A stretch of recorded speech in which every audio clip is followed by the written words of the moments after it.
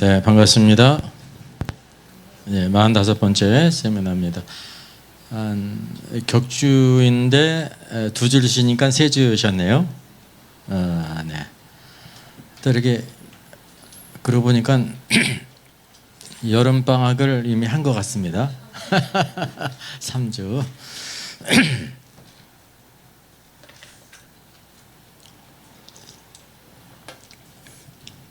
제가 첫 주에 좀 아플 때는 시편 23편에 있는 것처럼 사망의 음침한 골짜기를 진짜 한 주간 온몸이 다 진짜 쑤시고 아프고 머리도 깨어질 때도 아프고 열도 있고 이제 목이 특별히 부어서 숨을 못 쉬었어요. 숨을 못 쉬니까 이제 잠을 못 자잖아요. 누우면은 더 숨이 가쁘니까 이렇게 일으켜 세워 있어야 되고 한 일주일을 그래서 이래서 입원을 하는구나 그걸 이제 깨달았는데 입원 안 하고 고통을 이제 견뎠는데 이제 일장일단이 있죠. 일주일이 너무 힘들었는데 고통 중에도 육신의 고통을 통해서도 또 배우는 게 있습니다. 우리가 이때까지 건강할 때 뭐든지 다 해야 되는데 사람의 몸이 연약한 질그릇이기 때문에요.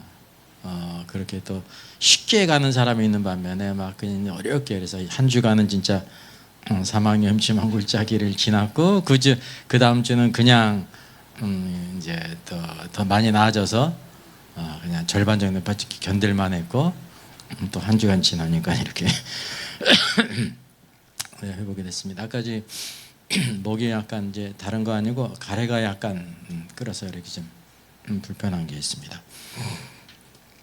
자, 그래서 우리가 하나님께서 주신 그 모든 것들 우리 영과 혼과 몸이 아주 건강해야 강건해야 또 모든 일에 주님의 일에 힘쓸 수가 있습니다. 이제 건강할 때 우리가 건강을 잘 지켜야 되는 것처럼 또 영적인 건강도 잘 지켜서 우리의 모든 삶들을 이렇게 이제 낙심치 않고 소망을 하나님께 두고 나가게 하십니다. 자, 오늘은 이제 에스겔이 본 네 생물이 동요가는 원칙. 사실 요 에스겔서 1장을 이걸 그냥 건너뛸까 말까 그러다가 에스겔서 1장 부분이요 아주 난해한 부분이에요. 아주 독특해요. 그게 뭐냐면 말씀이 아주 깊기 때문에 이게 어떤 의미인지를 알아야 되고 또 그래서 우리에게 어떻게 적용할 수 있는지를 알아야 되는데 에스겔서 1장에 나오는 이 모든 말씀들이 쉽지가 않습니다. 그런데 이제 에스겔서를 우리가 다른 이니까 시간이 좀 걸리고 더딜지라도 하자. 그래서 이제 이렇게 하게 된 것입니다. 이제 가르치는 입장에서도 듣는 사람도 좀 듣기 힘들 거 아닙니까? 어렵거든요. 어려우면 베드로가 뭐라고 고백했어요? 바울의 글은 어떻다 그랬어요? 아주 어렵다 그랬습니다. 난해하고 힘들다 그랬어요. 성경도 이렇게 이제 상대적으로 평범하고 누구든지 알 수 있는 게 있고 물론 다 깊은데 그런 면이 있어요. 바울의 글들은 짧지만요 아주 성경의 진리들을 말씀하고 있는 거예요. 에스겔서는 구약의 계시록으로서 그 시대에 있었던 일들뿐만이 아니라 이와 같이 1장부터 하늘이 열리면서 하늘의 광경 보좌와 함께 이 에스겔서에 나오는 말씀은 계시록에도 안 나오잖아요. 그래서 에스겔 말씀이 독특한 거예요. 네 생물은 동일하게 나오지만 계시록에서는 네 생물이 어떤 사역을 하고 있는지 보여주고 있지 않지 않습니다. 그냥 거룩하다 하나님을 찬양하는 것만을 보여주고 있죠. 그래서 우리가 좀 말씀을 들을 때 좀 힘들다 그랬을 때 이게 이제 가장 어려운 부분이니까 참고 잘 견디고 그리고 성경 말씀은 모든 말씀을 우리가 다 알아야 되는 것입니다. 다 알아야 되는 거예요. 다 알고 바르게 알고 그래야 바르게 신앙생활할 수가 있습니다. 이 축복을 같이 누리기를 바라겠습니다. 예, 애성한 수금지 남녀차별인가. 자, 그래서 우리가 내생물을 보게 될 때 에스겔서는 특별히 뭐라고 말씀하고, 내생물을 볼 때 무엇 같을까요?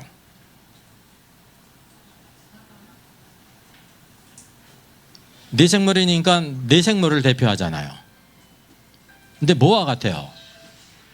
그러니까 앞은 사람 같다 그래요. 사람 같다.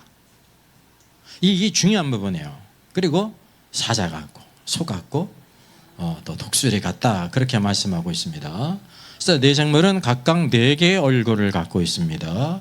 그럼에도 불구하고 다리는 곧은 다리, 발바닥이 무슨 발바닥이라 했어요? 송아지의 발바닥, 소의 발바닥이에요. 그것을 기억해야 됩니다. 발바닥은 송아지의 발바닥이고, 그러니까 쪽발이라는 사실이죠. 쪽발이 이제 성경에서 이 적극적인 의미입니다. 또 이제 광낸 구리 같다라고 말씀하고 있습니다. 광을 낸 구리 같다. 또 날개 밑에 또 사람이 손이 있어요. 그리고 날개가 서로 연해 있다, 연결되어 있다, 그런 것입니다. 이게 이제 일반적인 내생물의 모습입니다. 여러분, 내생물을 보면서 우리가 내생물이 뭐냐 대체? 내생물이라는 말이 무슨 뜻이에요? 아니, 4개의 살아있는 피조물이라는 거예요. 내생물이, 그게 3단어예요. 3단어. 4개의 살아있는 피조물, For living creature, 3단어예요. 3단어. 근데 이게 뭐냐면 하나님께서 만드신 모든 피조물들이 몇 종류였어요? 식물을 빼면 6종류예요. 식물까지 7종류. 이 식물을 빼면은 6종류인데 뭐가 빠졌습니까? 기는 것이 빠지고 물고기가 빠졌죠. 기는 것의 대표가 뭐예요? 뱀과 전갈이잖아요. 물고기는 물고기고. 그 왜 빠졌냐면 하나님께서 만드신 모든 피조물이 있을지라도 하나님께서 보실 때는 6종류예요. 식물까지 7종류. 모든 것이 다 그 각기 종류대로 만드셨단 말이죠. 이걸 우리가 이제 과학적으로 얘기하면 종류대로 만드셨다는 것은 무엇이 다르다는 거예요? DNA가 다르다는 거예요. 그 지도가, DNA가. 그 동요 가운데 대표적인 동요가 바로 뭐냐면 송아지, 얼룩송아지. 엄마 소도 얼룩소? 엄마 닮았네. 이게 유명한 명곡이죠. 이게 뭐냐면 창세기에 나오는 것처럼 얼룩소가 이렇게 송아지를 낳는데 망아지를 낳든지 사자를 낳든지 토끼를 낳은 적이 없어요. 왜 그래요? 하나님께서 다 종류대로 만드셔서 그 DNA를 다 이렇게 유정케 하셨다고 하는 사실이죠. 그게 변할 수가 없는 것입니다. 모든 것이 다 종류대로 있다는 사실이죠. 그런데 여기 이제 보는 것처럼 사자는 육축을 대표하고, 사자는 육축을 대표하죠. 사자는 짐승을 대표하고, 소는 가축을 대표하고, 여기 독수리는 조류를 대표하고, 사람은 모든 피조물을 대표하는 것인데, 기는 것과 물고기가 빠졌죠. 중요한 2종류가 빠졌잖아요. 성경은 이게 왜 빠졌는지를 말하질 않아요. 직접적으로. 우리는 그걸 원하잖아요. 성경에 여기 하나님께서 6종류를 창조하셨는데 종류대로 내 생물은 왜 4생물입니까? 6생물이 돼야지. 그죠? 그 얘기를 하지 않아요. 어떻게 말하고 있냐면 성경 전체를 통해서 왜 그렇게 됐는지 그거를 이렇게 이제 찾고 추구하는 사람만 알도록 이렇게 알게 하셨습니다. 그래서 이게 뭐를 알게 되냐면 요 뱀은, 기는 것의 대표인 뱀은 마귀가 사람을 타락시키는데 도구로 쓰임 받았어요. 그래서 옛뱀이라고 말하고 있는 것이 옛뱀, 마귀, 사탄, 용. 그래서 그는 들어갈 수가 없습니다. 예수님께서도 신약에서도 너희가 뱀과 정갈을 밟으며 하게 될 때, 뱀과 정갈은요 물질적인 뱀과 정갈을 밟는다는 게 아니에요. 그 뱀과 정갈을 밟아야 무슨 소용이 있겠어요. 뭐를 가리키는 거예요, 자연이? 그게 문자적인 의미예요, 상징적인 의미예요? 상징적인 의미입니다. 뱀과 정갈은 독이 있는 거로서 악한 권세를 대표하는 거예요. 악한 권세. 자연스럽게 그것이 문자적인 의미인지 이게 상징적인 의미인지 비유인지를 알 수가 있다고 하는 사실이죠. 예수님께서도 저 헤로데에게 가서 말하라 그럴 때, 저 여우에게 가서 말할 때 제자들한테 그 캥캥거리는 여우 팍스한테 동물원 가서 얘기하라는 뜻이 아닙니다. 누구를 가리킨 거예요? 헤롯을 여우로 가리킨 것입니다. 그러니까 이렇게 자연스럽게 알게 되는 것이라니까요. 왜냐하면 모든 글의 기본은 문자고, 그러면서 모든 것을 비유적으로 단적으로 이렇게 나타나신다는 거죠. 헤롯은 정치가로서 여우와 같은 자였습니다. 이게 여우가 좋은 뜻이에요, 나쁜 뜻이에요? 나쁜 뜻이에요. 소극적인 의미라니까요. 예? 이솝도 유아도 나오잖아요, 여우. 그게 이제 이렇게 비유적으로 성경에서도 마찬가지. 하나님께서 이제 이 6종류를 만드셨는데 어떤 의미에서 생각할 때 10종류를 만드시든지 뭐 20종류를 만드시고 막 그러실 수 있잖아요. 근데 모든 것들이 다 무엇으로 대표되냐면 6가지로 대표되는데 6가지 중에 이 모든 피조물을 대표하는 그 2가지는 대표될 수가 없고, 4개의 살아있는 생물 보니까 여기 사람 같고 소 같고 사자 같고 독수리 같다라고 말씀하고 있어요. 그래서 내생물은 모든 피조물의 대표예요. 하나님께서 피조하신 모든 것들, 계시록을 보게 되니까 내생물이 하나님 거룩하다.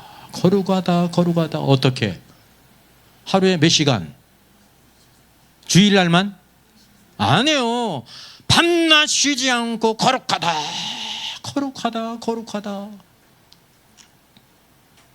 하늘에 있는 내생물들은요, 창조된 이래부터 계속 하나님을 찬양한다는 것입니다. 그럼 이 땅에서는 누가 하나님을 찬양해요? 마땅히 사람이 찬양해야 되는데 사람이 하나님을 예배합니까? 안 하잖아요. 누가 예배하냐면 예수 그리스도를 믿어 구원받은 백성들이 하나님을 예배하잖아요. 근데 구원받은 백성들이 다 하나님을 예배합니까? 예배를 보고 예배를 뭔지 몰라요. 우리 삶 속에 여러 가지들 가운데 하나라고 이렇게 생각을 하는 거예요. 우리가 하나님께 나아간다는 사실이 이게 얼마나 두렵고 떨리고 영광스럽고 축복된 일인지를 모른다니까요. 그러니까 예배를 무슨 일이 생기면 우리 지켜놓잖아요. 예배는 일이 생기면 지켜놓는 거야. 아니, 일반적으로 그런 것 같아. 제가 물어본 사람은 하나도 없어요. 그냥 무슨 일이 생기면 주일은 제끼는 거야. 그러니까 언제 주님께 나오냐면 일이 없어야 나오는 거야. 결과적으로 그렇잖아요. 아무 일이 없어야 나오는 거야. 제가 이제 결과적으로 해석한 거기 때문에 좀 과장된 의미라고 있을 수 있는데 맞습니다. 예배를 몰라요. 하나님께서 왜 우리를 구속하셨느냐? 우리의 생각은 뭐냐 하면 영원히 저주받을 지옥에서 고통받지 않고 그러기 위해서 우리를 구원해내셨다고 생각을 해요. 그게 맞거든요. 근데 그게 정확하지를 않아요. 온전하지를 못하단 말이죠. 아주 일부분이지. 그건 아주 저급한 거예요. 성경에는 그런 게 나오질 않아요. 성경에 나와요, 안 나와요? 사람들 지옥에 빠져가지고 고통받지 않게 구원받으라고 그런 말씀이 있어요, 없어요? 그거 없어요. 그건 너무나 지극히 당연한 것이고, 구원은 바로 뭐냐 하면 구원받은 목적은, 최고의 목적이 하나님을 예배하는 거예요. 하나님을 찬양하고 하나님을 예배하게 하는 것입니다. 우리의 모든 사역도 뭐냐면 하나님을 높이고 하나님을 예배하는 것입니다. 예? 주일 우리가 하나님께 예배드리는 게 얼마나 중요한 거예요. 그리고 뭐냐면 일주일 동안 살아갈 때 각 살아가는 처소에서 직장 생활을 하든지 사업을 하든지 다 이렇게 가정에서 살아가는데 그 삶의 목적이 뭐냐, 하나님을 섬기고 하나님을 예배하는 게 살아있는 예배, 삶의 목적이 내가 열심히 일하는데 이게 바로 뭐냐면요, 그래야 우리가 먹고 살잖아요. 기본적으로 먹고 살고 모든 필요를 채우고 다 그럴 거 아닙니까? 그리고 또 뿐만 아니라 선을 행하기 위해서 더 열심히 하랄 뿐만 아니라 내가 이렇게 일하는 게 나만이 아니라 하나님의 영광을 위해서 살아간다고 하는 사실, 이게 사실 직결이 되어 있는 겁니다. 이게 분리되어 있는 것 같아 생각할 수가 있는데, 그래서 이 마태복음에서도 예수님께서도 두 남자가 밭에서 일을 하고 있다가 한 남자는 데려감을 당하고 한 남자는 버려둠을 당하잖아요. 두 여자가 맷돌을 갈고 있는데 하나는 데려감을 당하고 하나는 버림을 당한다고 그랬잖아요. 똑같이 다 일했죠. 모든 신자들이 다 일을 해요. 누구도 일해요. 불신자도 일하죠. 일하지 않고 살아갈 수 있는 사람이 없어요. 모두 다 일한다니까요. 근데 문제는 바로 뭐냐면 데려감을 당한 성도는 삶 속에 늘 깨어 있을 뿐만이 아니라 누구를 위해 살아가는 거냐면 그냥 먹고 살기 위해서 사는 것이 아니라 하나님의 뜻을 따라 살기 위해서 사는 사람이요. 그렇게 다른 것입니다. 똑같이 살아가도 전혀 다른 거예요. 하나님께서 보실 때. 그래서 그 이제 이유는 어디에 나오는 거냐면 그거는 결과적으로 나오고 25장의 첫 번째 열처녀 비유가 있잖아요. 열처녀 비유는 기름의 문제지 않습니까? 기름의 문제는 내적인 문제잖아요. 성령으로 충만하냐, 충만하지 않느냐. 성도들 가운데 두 무리가 있는 거예요. 성령으로 충만한 사람이고 늘 기름을 사가지고 이렇게 충만하기를 원하는 사람이 있고, 아이고 충만해봤자 뭐해, 그냥 똑같이 그냥 사는 사람이 있고, 그게 미련한 처녀예요. 내적인 거예요. 여러분, 겉으로 볼 때 내적인 게 드러나요? 드러나지 않아요? 드러나지 않잖아요. 다 똑같은 것 같잖아요. 애들이 학교에서 공부하는데 다 똑같은 것 같잖아요. 똑같이 가방 들고 다니고 다 멀끔하잖아요. 근데 언제 그러냐면 나중에 시험 볼 때 어떻게 공부를 했느냐에 따라 가지고 가는 길이 틀려지는 거예요. 이제 학교를 다닐 때는 공부가 전부인 것처럼 해야 되는, 그게 성경적이에요. 공부는 전부가 아닌데 학교를 다닐 때는 공부가 전부인 것처럼 한 게 성경적인 신앙입니다. 믿어요? 네? 신앙이 좋다고 하는데 아니야, 공부 그까진 거 대충 해도 돼, 이게 믿음이 없는 거예요. 이게 미련한 거예요.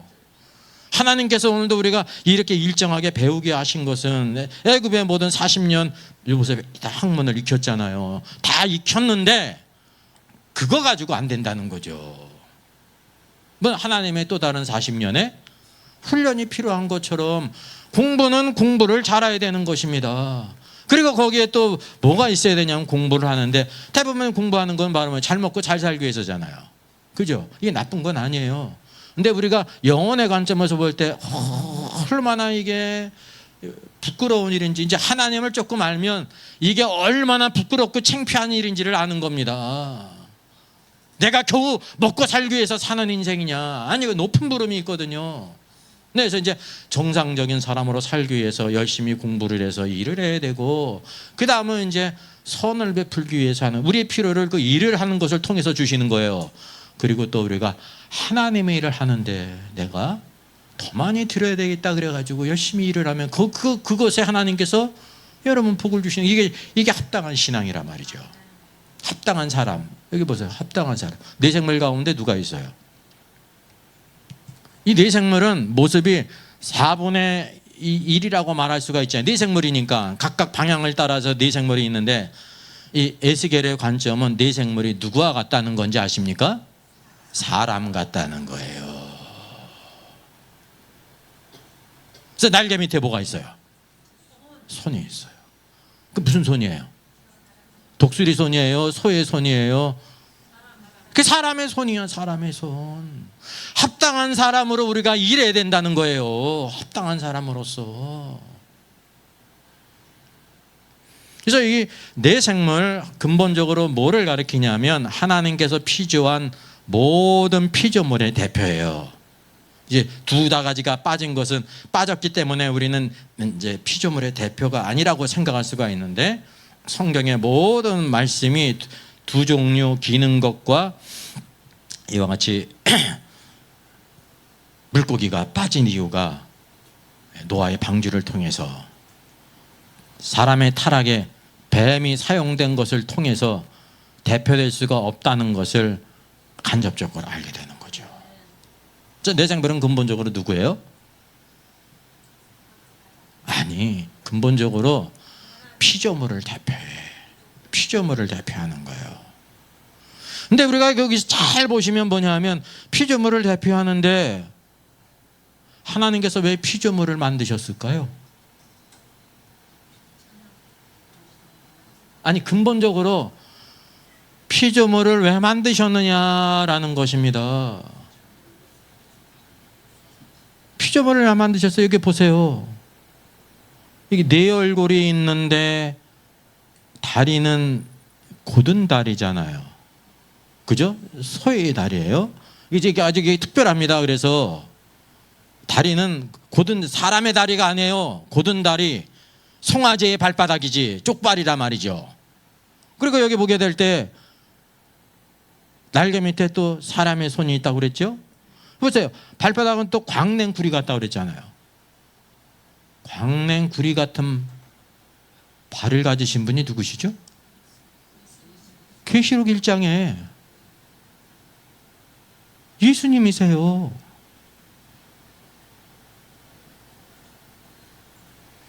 그래서 이 피조물과 모든 피조물들이 하나님의 창조로부터 나왔는데 피조물들을 통해서 뭘 보여주고 있냐면요, 예수 그리스도를 보여주시는 거예요. 그래서 여기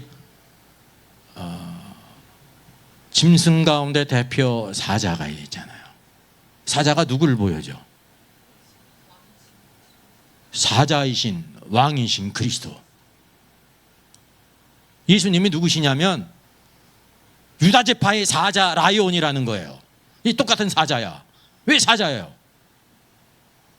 사자를 통해서 예수 그리스도의 한 모연을 우리에게 여기 왕이신 그리스도, 이 대적 사단을 찢으시고 잊으실 뿐만이 아니라 사자에게는 그 백성에게 뭐를 가르친다고 그랬습니까?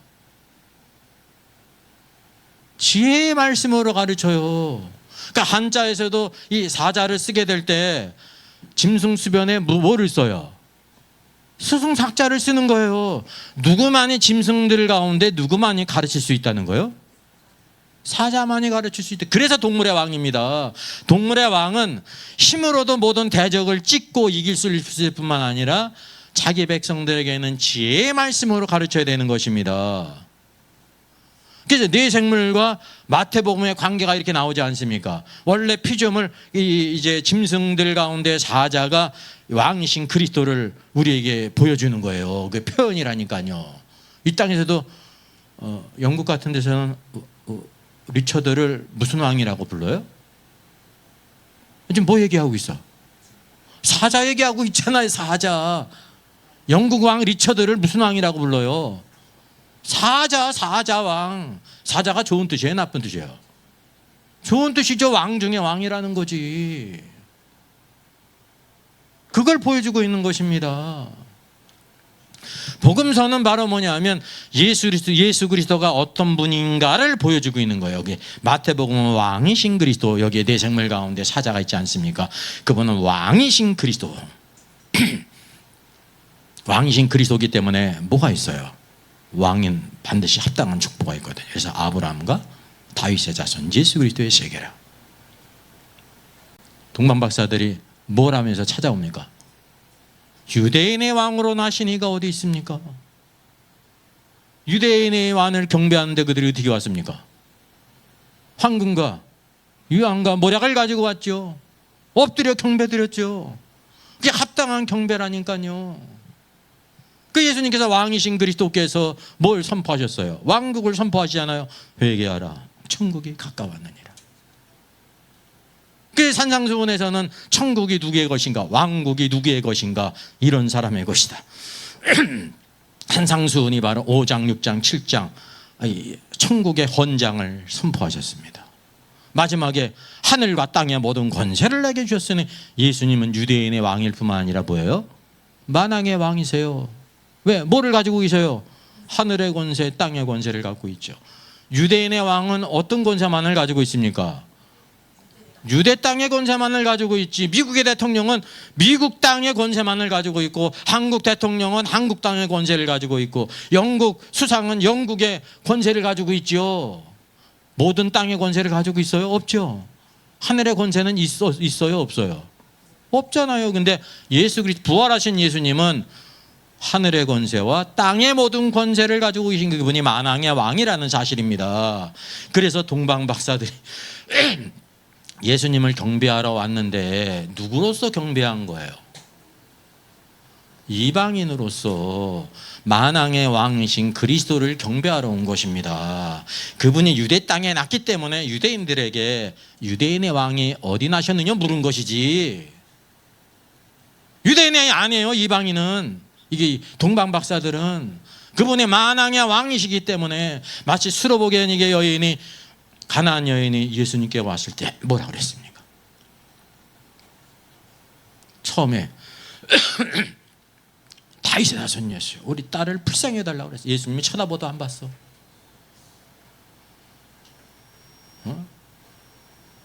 나는 잃어버린 양에는 버림을 받지 않다 그랬어요. 근데 이 여인이 그를 딱 깨닫고 뭐라고 불렀습니까? 주여. 이방인은 예수님이 누구와 관계 있는 거예요? 다윗의 자손과는 이방인은 관계가 없습니다. 예수님이 만왕의 왕이시니까 주라고 부른 것입니다. 주여, 당신은 모든 이방인들에게도 주가 되지 않습니까? 그게 주님께서 응답하시잖아요. 떨어지는 부스러기를 주시기만 해도 내 딸이 나올 수 있습니다. 내 믿음이 크도다 그랬지요. 이게 왕이신 그리스도를 우리에게 보여주고 있는 것입니다. 그래서 이 창세기에서 이 짐승들을 대표하는 게 사자인 것은, 이제 이 하나님께서 짐승을 만드시면서 짐승의 대표인 사자를 통해서 누구를 이렇게 보이시냐면 예수 그리스도, 왕이신 그리스도를 이렇게 표현하는 거예요. 만약에 사자가 없으면 그 용맹한 것을 뭐라고 표현합니까? 그죠? 그래서 사자 같다 이러면 끝나는 거잖아요. 오, 누가 사자 같아? 그럼 끝나는 거예요. 저 사람 여우 같아 그러면 끝나는 거예요. 막 이렇게 길게 설명할 필요가 없다니까요. 그게 이제 비유란 말이죠. 비유. 그래서 근본적으로 결국은 하나님께서 사람을 만드셨잖아요. 사람을 뭐로 만드셨어요? 하나님의 형상대로 만드셨잖아요. 이게 이제 뭐냐면 완전한 하나님의 형상을 사람을 통해 나타나셨는데, 사람이 모든 피조물들을 이렇게 다스리고 정복할 수 있는 이유가 바로 뭔지 아십니까? 하나님의 형상이기 때문에 그런 거예요. 모든 피조물들이 볼 때, 아담을 볼 때 하나님의 형상이에요. 외적으로도 하나님의 형상이라니까요. 그리고 그런 하나님의 형상이 표현되잖아요. 아담을 통해서 틀잖아요. 사람과 같은 피조물이 있습니까? 없습니까? 없잖아요. 종류대로 되니까 다 종류대로. 그리고 실제로 그러면서도 그런 권세를 주신 것입니다. 다스리고 정복하라라는 권세까지 권세를 주셨으니까 뭐까지 주셨을까요? 그런 능력까지 주셨죠. 능력까지 주신 거예요. 그래서 아담의 능력과 권세는 우리가 생각하는 것이 놀라운 것입니다. 오늘날 말로 표현한다고 하면 초인적인, 왜냐하면 모든 것들을 다 다스리는 권세가 있었다니까요. 실제로 보세요. 모든 동물들이 다 오는데 그 동물들을 종류를 따라 가지고 다 뭐를 했어요? 네이밍을 했어요. 우리는 어목저 10번만 하면 죽는데 세상에 60년 살아놓고 10번을 못해. 그잖아요. 10번. 근데 생전 처음 보는 것들을 보면서 자기 지혜대로 모든 것을 다 이름 네이밍을 했다니까요. 네이밍을. 그리고 그 모든 것을 다 관리를 했습니다. 그 능력이 있다는 사실이죠. 지력과 능력이 있다는 거예요. 하나님께서는 모든 것을 이렇게 행하신다는 사실이에요. 여기서도 보니까 육축 가운데서도 육축의 대표는 소거든요. 소를 통해서 뭐냐면 마가복음에 나타난 예수 그리스도, 우리를 죽기까지 섬기신 그리스도, 죽기까지 우리를 섬기신 소이신 그리스도, 일평생 사람을 위해서 봉사하고 희생하다가 마지막에는데요, 모든 것을 다 주잖아요. 고기까지, 가죽까지, 뼈까지, 그냥 족발까지 다 주잖아요. 모든 걸. 예? 동서양을 막론하고 소처럼 중요한 동물이 없다 말입니다. 그게 뭐냐면 그 예수 그리스도를 예표하는 것입니다. 그렇게 우리를 섬기신 분이시라는 것을 이 피조물을 통해서 예수님께서 보이신 것입니다. 그리고 우리에게는 어떤 의미가 있냐면 우리 예수님을 닮아가야 되잖아요. 이와 같은 분을 우리가 예수님을 닮아간다는 것은 사복음서에 나타난 그 예수님의 4가지 방면을 닮아가야 된다는 거예요. 그분의 형상에까지 닮아가게 될 때 그것이 신부의 자격이에요. 신부는 신앙이 성장할 뿐만 아니라 성숙해서 아름다움이 있어야 돼요. 이게 바로 아름다움입니다. 예수 그리스도께서 사자와 같이 담대하고 지혜가 있는 것처럼 우리가 사자와 같이 담대하고 지혜가 있어야 됩니다. 주님이 그러하듯이 그분의 신부도 그래야 된다는 거죠. 예수님께서 죽기까지 섬기신 분이신 것처럼 아무 말도 없이 그냥 끝까지 순종하고 신실하게 충성된 소아처럼 섬기는 신자가 되어야 돼. 그게 예수님을 닮아가는 거예요. 그게 참 사람. 누가 보면 참 사람이신 예수 그리스도. 그래서 이제 내 생물은 기본적으로 하나님께서 창조하신 모든 피조물을 대표하는 것입니다. 6종류지만 4종류, 2종류는 탈락이 됐죠. 자격이 없어요. 자격이 없어. 그래서 하나님을 찬양할 뿐만 아니라 예수 그리스도의 적극적인 면을 이렇게 나타나면서 뭐와 매치가 되는 거냐면 사복음서는 예수님이 어떤 분이신가를 보여주고 있지 않습니까? 그래서 이 무엇과 서로 연관이 있습니까? 내 생물과 관계가 있는 것입니다. 그래서 예수 그리스도와 피조물의 대표인 내 생물의 관계가 이런 관계에 있다고 하는 사실이죠. 그래서 하늘 위에 오늘 내 생물들이 하나님을 찬양합니다. 밤새도록 쉬지 않고 하나님을 찬양합니다. 이게 하늘에는 아무 문제가 없는데 어디에 문제가 있어요? 땅에서 문제가 있어요. 구속함을 받은 성도들이 하나님을 예배해야 되는데 이게 일부잖아요. 전체에서 볼 때는. 어쨌든 구속함을 받은 성도가 부르심을 입은 교회가 하나님을 예배했는데 성도들이 그 예배의 영광을 몰라요. 불신자들은 우상을 숭배하고 자기 좋아하는 대로 살아가잖아요. 그리고 우리가 살아있는 예배를 드려야 되는 것입니다. 일주일 동안 살아있는 예배, 우리의 모든 삶의 중심이 예수 그리스도고 예수 그리스도를 높이고 주의 뜻대로 살아가는 삶을 살아야 된다는 거죠. 자, 오늘 말씀 보면 네 생물이 움직이는 원칙이 있습니다. 날개가 다 서로 연하였으며 갈 때에는 돌이키지 아니하고 일제히 앞으로 곧게 행하며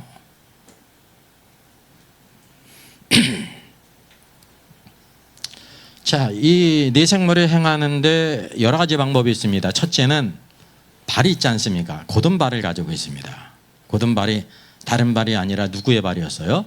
송아지의 발이었어요. 송아지의 다리, 송아지의 발바닥이었습니다. 그러니까 예수 그리스도는 이 땅에 계실 때 소처럼 곧게 행하셨다는 거예요. 독수리 발이 곧습니까? 곧지 않습니까? 아, 별걸 다 고문하시네. 이 독수리 발이 이렇게 생겼는데 곧기는 어떻게 곧아요? 그러면은 사자의 발은?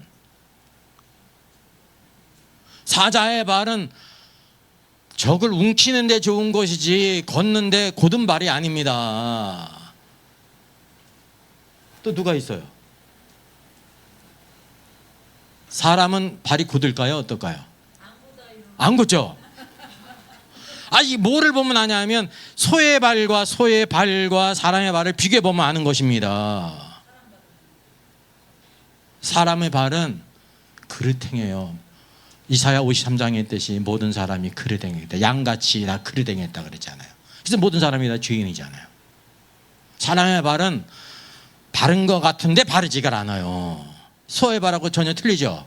차이가 있다는 것입니다. 그래서 내 생물의 다리와 발은 뭐냐면 곧은 다리, 곧은 발굽을 가진 소라고 하는 사실입니다. 이걸 통해서 누구를 보여주고 계시냐면 예수 그리스도, 꼭게 하나님의 뜻을 따라 행하셨던 예수 그리스도를 우리에게 보여주고 있는 것입니다. 사무엘상 6장을 보게 되면 베스메스로 올라가는 암소가 있지 않습니까?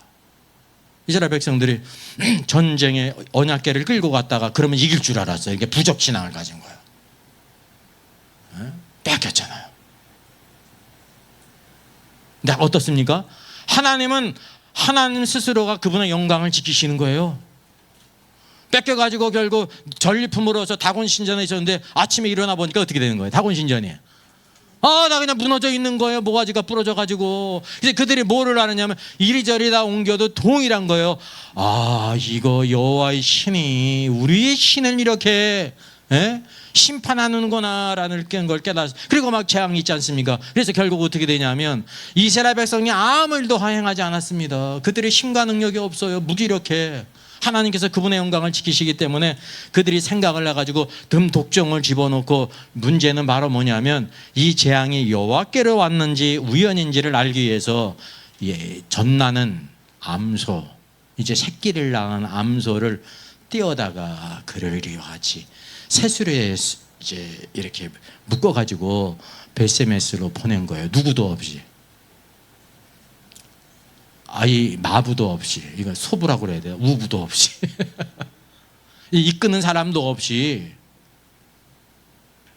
근데 하나님께서 어떻게 역사하셨어요? 여기 멍에를 또 메어보지 아니한 전나는 암소예요.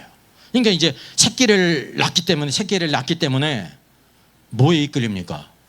모성애에 이끌리지 않아서 새끼에게 젖을 주려고. 그리고 또 멍에도 메어보지도 않은 암소예요.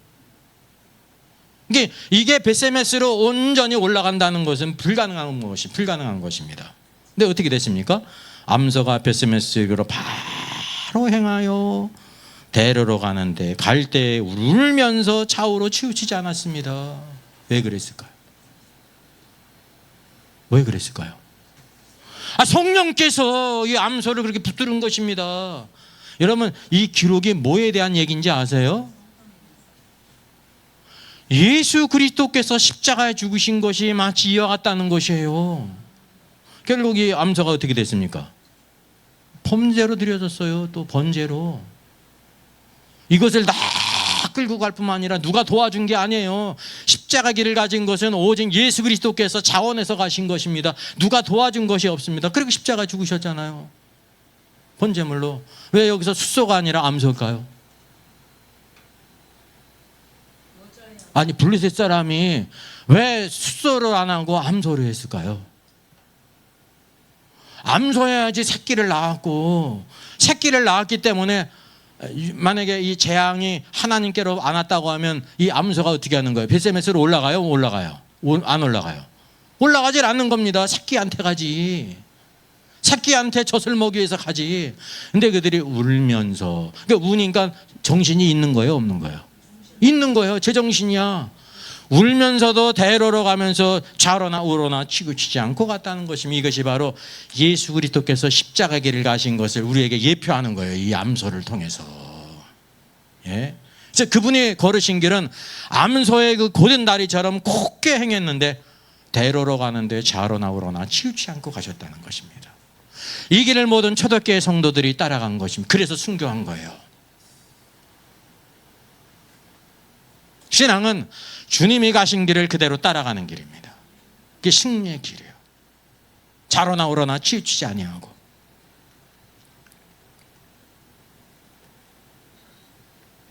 그래서 십자가 길로 곱게 행하신 예수 그리스도를 이 말씀을 통해서 보여주고 있습니다. 그래서 모든 성경이 누구에 대한 이야기예요?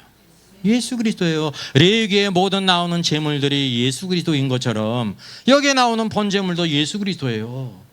번제물로만 예수 그리스도가 아니라 그 번제물로 드려지기까지의 모든 과정도 예수님이 가신 길을 우리에게 그대로 영적으로 보여주고 있다는 사실이죠. 여러분, 마태복음에서 보게 되면 예수님이 비로소 서기관들에게 고난을 받고 십자가 죽으실 것을 말씀하시잖아요. 그때 마태복음에서는 이제 그 이후에 누가 예수님께 자리를 청탁합니까? 세베대 아들들의 어미가 우리 두 아들을 우편에 좌편에 앉게 해달라고 하지 않습니까? 근데 마가복음을 보게 되면 누가 청탁을 해요? 야고보와 요한이 청탁을 해요. 성경을 보면서 여러분 의문도 안 생깁니까? 참나만 참 신기한 일이야. 생각지도 못하는지 신기한 일이요. 이게 좀 번연히 틀리잖아요. 이거 보면 성경이 완전히 틀리지 않습니까? 제 성경을 우리가 조금 알게 되면 뭐라면 성경에서 우리가 틀린 것처럼 보이는 것이 있을 때 어떻게 하라고 그랬어요? 아하, 성경이 말씀하고 있는 바를 내가 밀어내서 알지 못하는구나. 이게 틀린 문제가 아니라 다른 문제예요. 왜냐하면 복음서의 관점이 틀리다는 것입니다. 마가복음은 그러면 실제로 누가 청탁을 했을까요? 그건 아셔요? 야고보, 요한 만나봐야 알겠다는 사람이 있더라고. 예, 참 아주 실증주의야. 안 만나봐도 알아요. 성경이 말씀해주고 있기 때문에. 마가복음이 원래 누가 청탁했는지가 마가복음의 말씀이에요. 마가복음의 말씀은 역사적인 순서대로 그대로 기록한 거예요. 왜냐하면 예수님은 우리 죄를 죽기까지 섬기신 소이신 그리스도를 보여주고 있기 때문에 그대로 기록한 것입니다. 역사적인 순서와 함께 야고보와 요한이 청탁을 한 거예요. 그러면 왜 마태복음은 그의 어미가 청탁한 것으로 기록했을까요? 성령께서 마태를 감동시켜서 이것을 기록하게 하실 때는 바로 뭐냐면 분명히 마태가 알잖아요. 청탁한 사람이 누구였어요? 야고보와 요한이었거든. 근데 성경은 성령께서 뭐라고 하셨냐면 바로 세베대의 아들들 이 야고보와 요한의 어미가 했다고 성령께서 감동하신 것을 그대로 적은 거예요. 여러분이 마태였다고 하면 어떻게 기록할 거예요? 우리 하나님을 도와야 되니까. 그러면 안 돼요, 주님. 야고보와 요한이 청탁했거든요. 그래가지고 우리 이렇게 고칠 거 아닙니까? 저와 여러분의 수준은 그런 거잖아요. 하나님을 도와주는 마음이 있으니까. 근데 마태가 믿음의 사람인 까닭이 성령의 감동대로 기록됐어요. 그러면 성경에 왜 그렇게 기록했을까요? 마태복음은 왕이신 그리스도인데 왕이신 그리스도를 따르기 위해서 무엇을 극복해야 되는지 아십니까? 지금 암소와 이 어미의 공동점이 바로 뭐예요? 어미요. 여러분 짐승이나 사람이나 어미된 마음은 동일합니다. 모성애는 자식을 위하는 마음, 육적인 모성애죠. 육적인 관계를 이용해서 왜 마리아하고 무슨 관계예요? 자매관계, 이모관계잖아요. 자매관계니까 그걸 이용을 해가지고 자기 아들들을 오른쪽에 우의정, 좌의정 해달라고 부탁을 한 거예요. 이 말씀은 건 뭐냐면 왕이신 그리스도를 따르기 위해서 무엇을 극복해야 되냐면 우리 안에 뭐가 있습니까? 혈연을 극복해야 된다는 거예요. 혈연. 이 세상에서는 제일 친한 게 뭐예요? 피잖아요. 피가 혈연 아닙니까? 믿을 건 혈연밖에 없는 거잖아요. 왕국에서는 바로 뭐냐면 이런 혈연까지를 극복해야 된다는 것입니다. 왕국과 이 땅의 모든 혈연과는 아무 상관이 없습니다. 가문과 지역과 아무 상관이 없어요. 이 그리스도 안에서 모두가 하나라니까요. 그리고 그 대가를 지불하는 사람에게 주어진다고 주님이 말씀하지 않습니까? 그러면 야고보 요한과 같이 혈연 관계에 있는 사람이 받아야 줬습니까? 누구든지 그 대가를 지불한 사람이 받아야 줬습니까? 그래서 하나님의 왕국은 아주 공의로운 왕국이에요. 예, 그 대가를 치른 사람만이 그거를 얻을 수가 있어요. 그걸 누구에게 주든지 아버지께서 주실 것이다. 예? 그러니까 우리가 생각하는 천국과 성경이 말씀하는 천국과는 전혀 달라요. 예? 천국의 의미를 모른다니까, 왕국의 의미를. 그래서 천국은 어떤 자의 것이라 그랬습니까? 침노하는 자. 침노하는 자가 힘쓰고 애쓰는 자. 세상에서도 제일 중요한 게 힘쓰고 애써야 얻는 겁니다. 공부하는 것도 왜 실력이 있는지 아세요? 힘쓰고 애써서 그런 거예요. 잠 안 자고 하고 싶은 거 안 하고 막 그래서 그게 해서 하는 거지. 그냥 놀고 먹었는데 그냥 실력이 좋은 거 있어요? 어쩌다 진짜 머리 좋은 애 한둘 있는 겁니다. 어쩌다가 신앙생활도 마찬가지예요. 왜 난 믿음이 없을까? 힘쓰게 애써 본 적이 있어야지. 성령 충만도 누구에게 주시는 거예요? 그러면 오순절 성령이 임하시게 될 때 어떻게 120여 명의 문도들이 어떻게 했습니까? 예루살렘을 떠나지 않고 그 다락방에서 기도하기를 전혀 힘썼다니까요.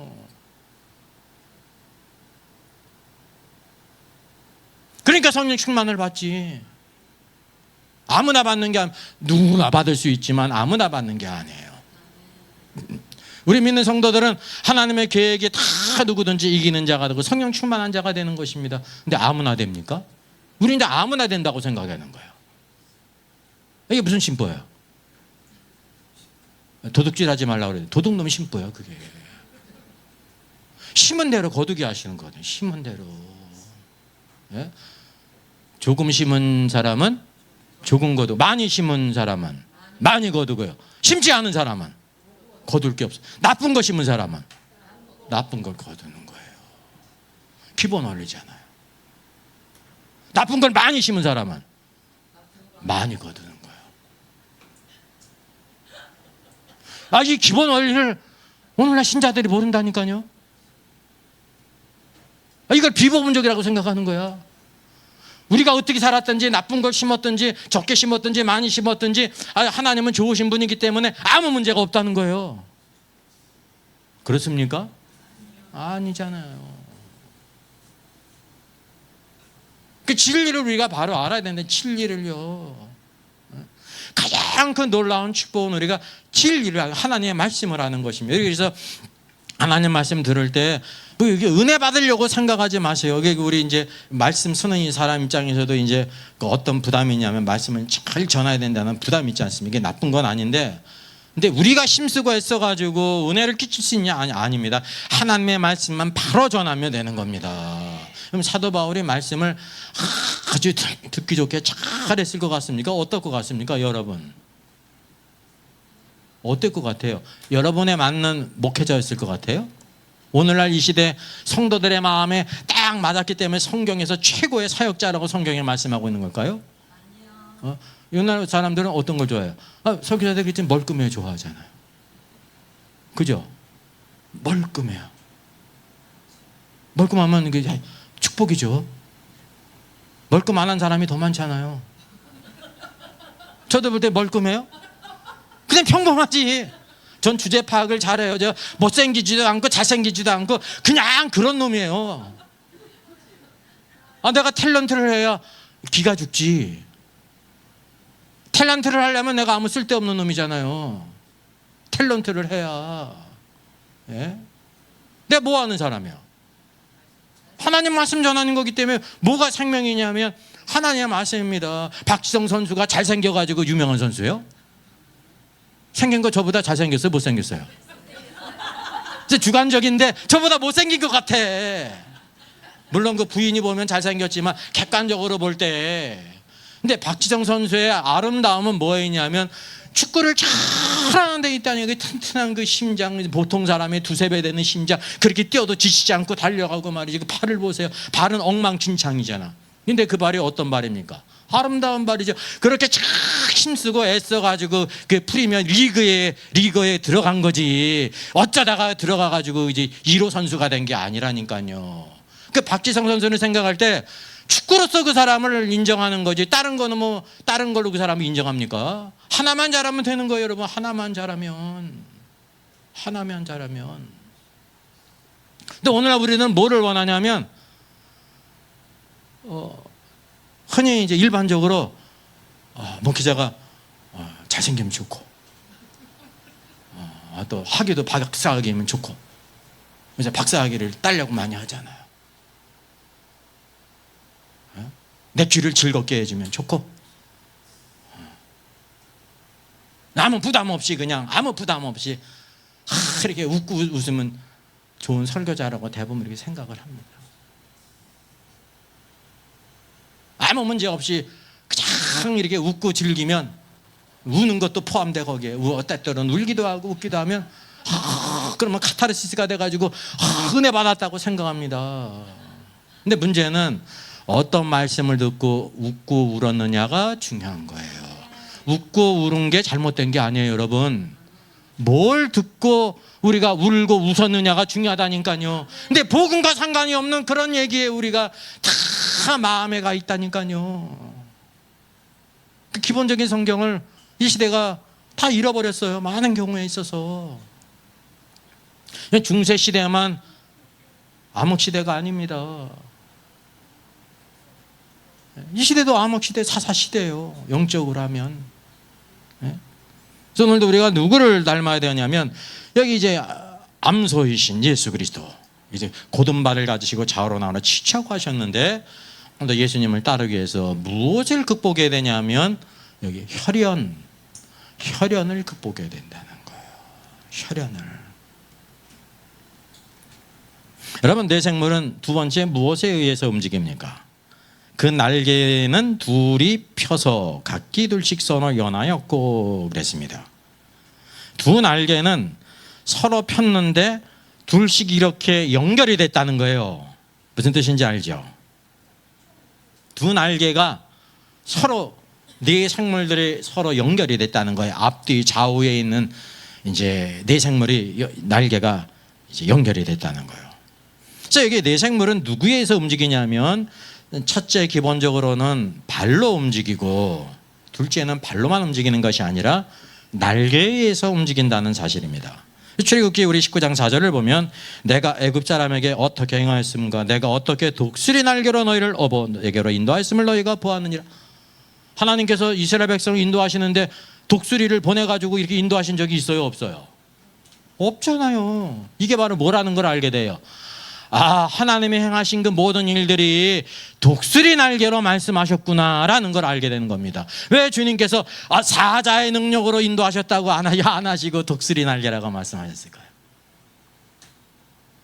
독수리는 조류의 왕으로서 모든 것을 초월하는 힘을 가지고 있지 않습니까? 독수리 날개는 모든 걸 초월하잖아요.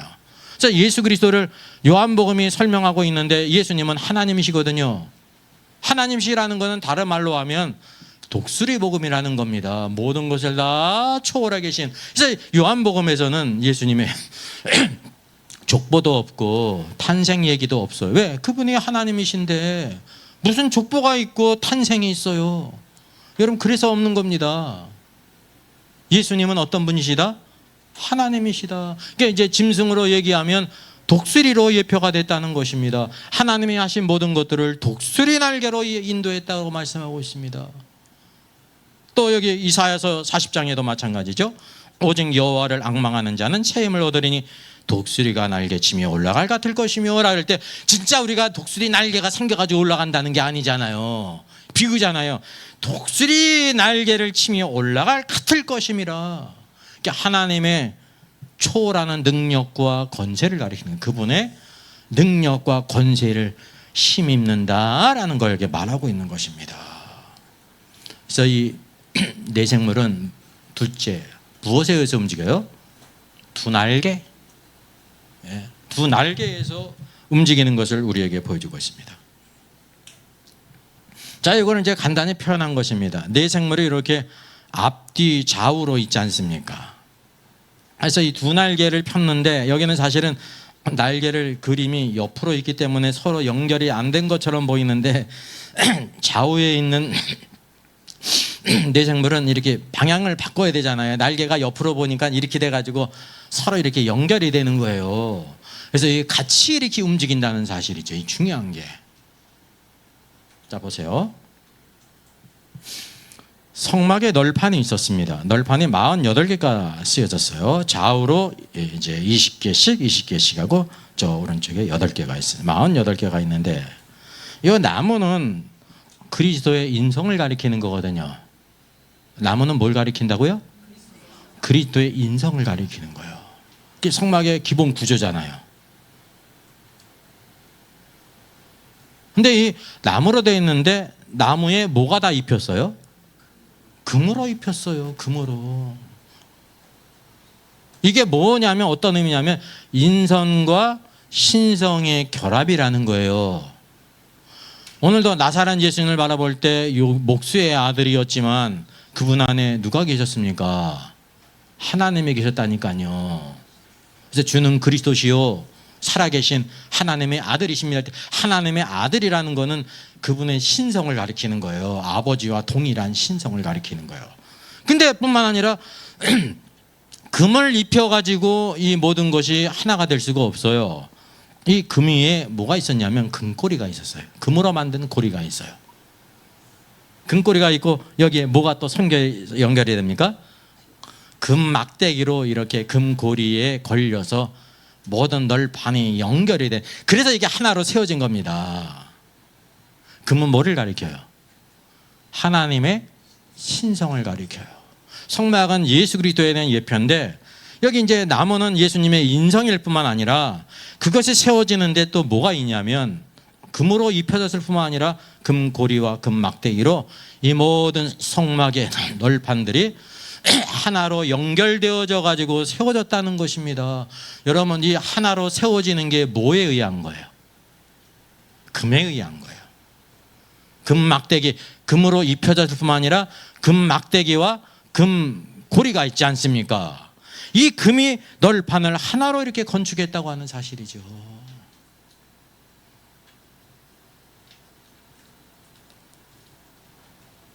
오늘도 우리 안에 중요한 것이 바로 뭐냐면 예수 그리스도는 우리가 볼 때 한편으로 인자이시지만 한편으로 누구시라는 거예요?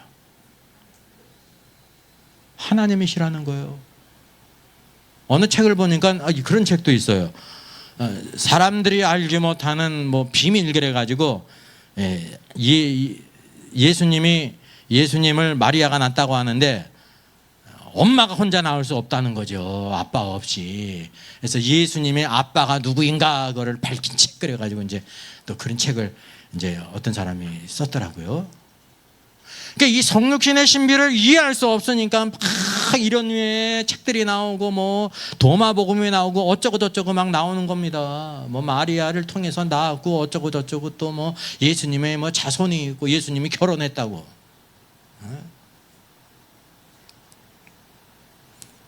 예수님은요 완전한 사람이시면서 완전한 하나님이세요. 우리 성도들도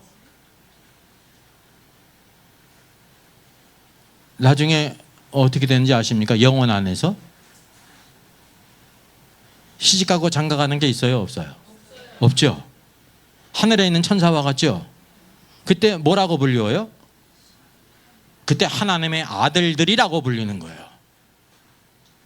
완전한 상태로 가는 거예요. 그때가 완전한 상태.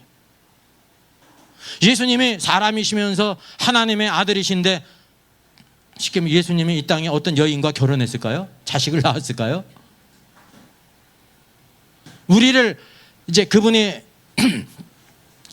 맏형으로서 맏아들로서 우리를 동생으로 삼으셨잖아요. 많은 아들들을 주셨잖아요. 많은 아들들은 결국은 어디로 갑니까? 지금은 생육하고 번성하지만 나중에는 부활한 이후에 결혼하지 않지 않습니까? 하늘에 있는 천사와 같이. 예수님이 영원부터 완전하신 분이시고 이 땅에서도 완전하신 분이셨고 영원 가운데도 완전하신 분이세요. 네? 우리가 이 완전을 향해 가고 있다는 거예요. 지금 언제 완전케 되냐면 우리 이제 몸이 죽었을지라도 몸이 부활의 옷을 입고 부활한 이후에는 시집가고 장가가지 않습니다. 그래서 하나님의 아들들은 완전히 확정이 되는 거예요. 정해진 거라니까. 이게 하나님의 영원한 계획이라니까요. 이 모든 우주를 하나님의 아들들에게 통치권을 주신다는 것입니다. 자, 고린도 교회의 첫 번째 문제가 뭐냐면 분쟁이 생겼습니다. 너희를 권하노니 너희 가운데 분쟁이 없이 같은 마음과 같은 뜻으로 온전히 합하라 그랬습니다. 이 교회 안에 일어나는 많은 일들이 분쟁이 있지 않습니까? 너희 가운데 분쟁이 있다는 것이라. 그리고 실제적인 의미가 뭐냐면 너희가 각각 나는 바울에게, 너는 아볼로에게, 나는 게바에게, 나는 그리스도께 속한 자라 했다. 그리스도께서 어찌 나뉘었느냐? 그리스도가 나뉠 수가 있습니까? 없습니까? 없지 않습니까? 근데 그 고린도 교회가 나뉘었다니까요. 오늘날의 교회에 일어나는 모든 문제들을 보면 고린도전서에 다 나옵니다. 고린도 교회가 뭐를 받은 교회였어요? 뒤에 보면 은사가 나오잖아요. 은사 받은 교회는 항상 문제가 생기는 거예요. 예? 왜? 은사에 눈이 뒤집히니까. 사람은 뭐든지 눈에 뒤집혀. 돈에 뒤집히든지 쾌락에 뒤집히든지 명예에 뒤집히든지 사람을 이렇게 눈을 뒤집히게 하는 게 있어요. 영적으로도 마찬가지예요. 그 대표적인 게 다 이 은사라니까요. 은사에 눈이 뒤집혀요. 은사가 나쁜 게 아닌데 그 인사가 우리 안에 독이 되는 거예요. 잘못 쓰는 경우죠. 그 원인이 바로 무엇입니까? 원인이 여기 말씀하고 있기를 분쟁이 없이 같은 마음과 같은 뜻으로 온전히 합하라. 무엇으로 하나가 되어야 되냐면, 여러분, 이 모든 것을 연결하는 것이 금에 의해서입니다. 예수 그리스도라니까요. 예수 그리스도. 이 사람들은 다 뭘 따라간 거냐면 자기의 선호를 따라. 나는 베드로가 마음에 들어. 흔히 남성적이고 운명적이고. 어떤 사람은 지적이야. 그래서 바울에게 속았다 그러고, 나는 그리스도야. 아니야, 나는 막 이렇게 조리 있게 잘 말을 전하는 아볼로야. 이게 나뉘어진 거야. 사람이 다 뭐가 있습니까? 선호가 있잖아요. 좋아하는 선호, 의견, 견해가 있잖아요.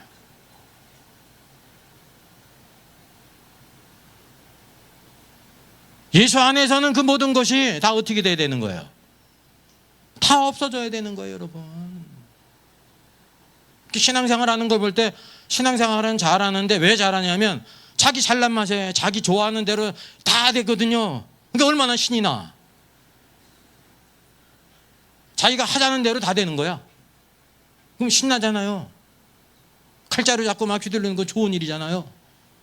근데 문제는 바로 뭐냐면 여기 뭐가 있냐면 우리가 하나님 말씀 안에서 그리스도를 중심으로 해야 되는데 그렇지 못하다고 하는 사실이죠.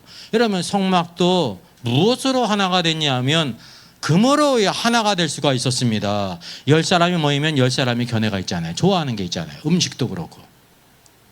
그걸 누구 입맛에 맞죠? 그죠? 누구 입맛에 못 맞추잖아요. 그건 서로 이해되는 거예요, 서로. 근데 인간의 선호는 항상 뭐 크고 작은 일에 자기의 뜻을 따라해야 기분이 좋고 자기의 뜻을 안 따르면 기분이 나빠가지고 시험을 당한다니까. 이게 바로 이런 경우입니다. 분쟁이라는 것이. 분쟁은 큰 문제 같은데 모든 것이 다 사소한 것에 의해서 일어난다는 사실이죠. 예수를 잃어버리면 이 사소한 것들이 아주 중요한 겁니다. 여러분, 예수 그리스도가 우리 안에 살아 역사하면 전에 중요했던 것들이 아무것도 아닌 게 되는 겁니다. 아주 사소한 것이 되는 겁니다. 예. 2살짜리 손녀가 막 칭얼대고 막 똥 싸면은 걔하고 싸워요, 안 싸워요? 안 싸우잖아요. 근데 누구는 싸워요? 그 위에 놈은 싸우는 거야. 그래서 형제들끼리 싸우지 않습니까? 털이 이렇게 있는 거는 딱 고만고만하니까. 근데 막 10년 차이가 돼서 싸워요, 안 싸워요? 안 싸우면 되니까 뭐 차원이 틀리니까. 그래서 오늘 우리가 중요한 것이 뭐냐면 예수를 닮아가고 예수를 따라야 된다는 것입니다. 자, 둘째.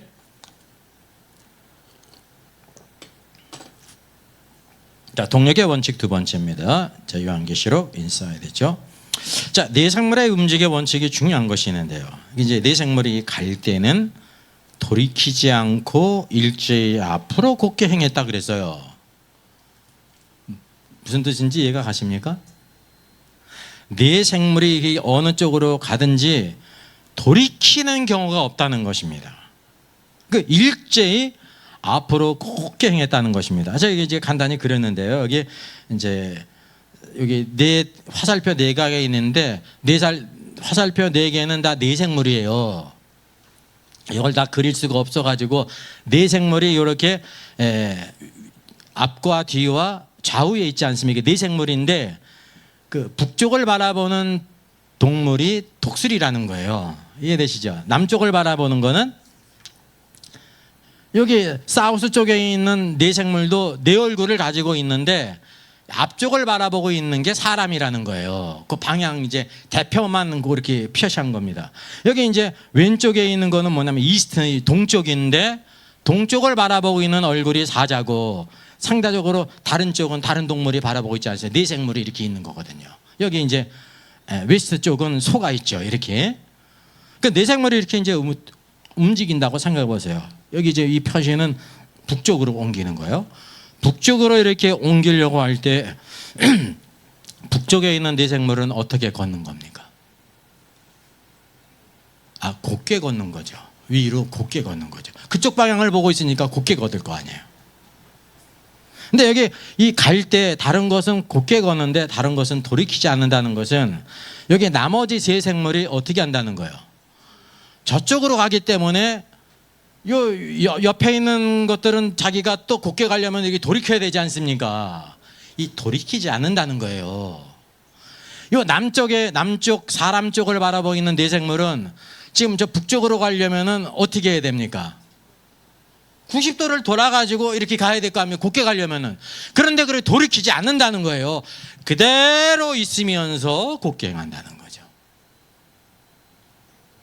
그럼 어떻게 행한다는 것입니까?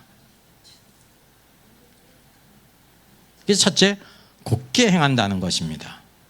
모든 동물들이 everyone straight forward, 곧게 행한다는 것입니다. 예수 그리스도께서 이 땅에 계실 때 모든 것에 다 곧게 행하셨어요. 이 네 생물도 마찬가지야. 누구를 표현해요? 예수님을 표현해요. 이게 모든 피조물들의 대표인데 곧게 행한다는 거예요. 곧게. 둘째는 바로 뭐냐면 돌이키지 않는다는 거죠. 오늘도 우리 신앙생활 가운데는 뭐가 문제냐면 여기를 통해 가지고 우리가 피조물 가운데의 대표 사람 아닙니까? 모든 일에 곧게 행해야 되는데 어떻게 행해요? 곧게 행하지 않고 굳게 행한다는 거죠.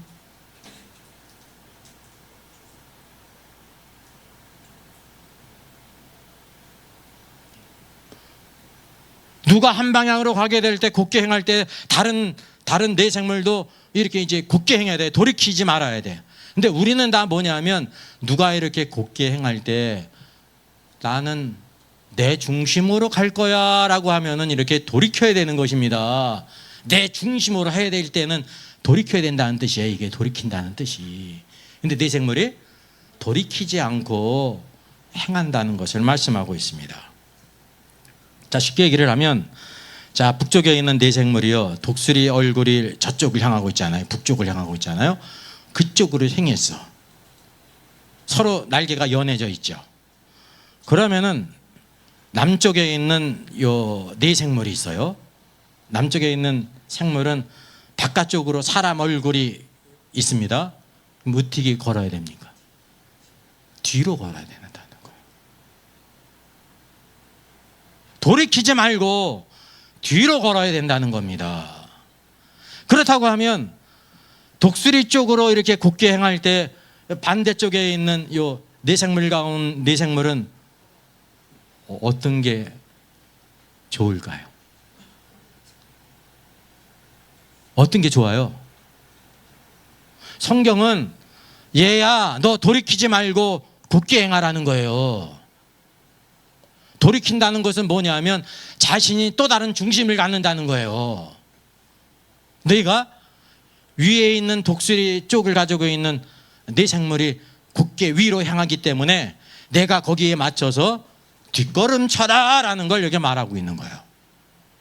그리고 여기 또 저기 동쪽에 있는 사자가 있지 않습니까? 사자만 있다는 뜻이 아닙니다. 네 생물이 있는데 저쪽을 사자가 얼굴이 보고 있지 않습니까? 그러면 이는 돌이키지 않고 어떻게 걸어야 됩니까? 돌이키지 않고 우편걸음을 걸어야 되는 겁니다. 그래, 만약에 돌이키면은 자기 중심이 되는 거죠. 돌이키지 말고 너는 우편걸음을 걸으라. 우편걸음을 걷는 게 불편해요? 좋아요? 불편하죠.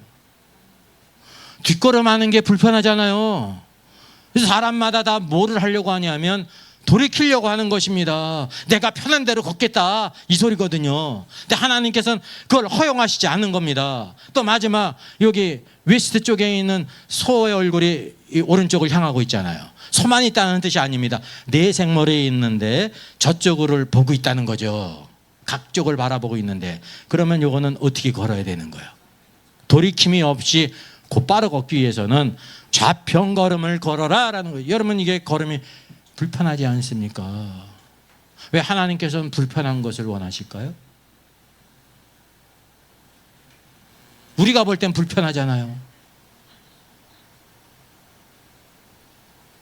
이게 신앙생활하는 원칙이라는 것입니다.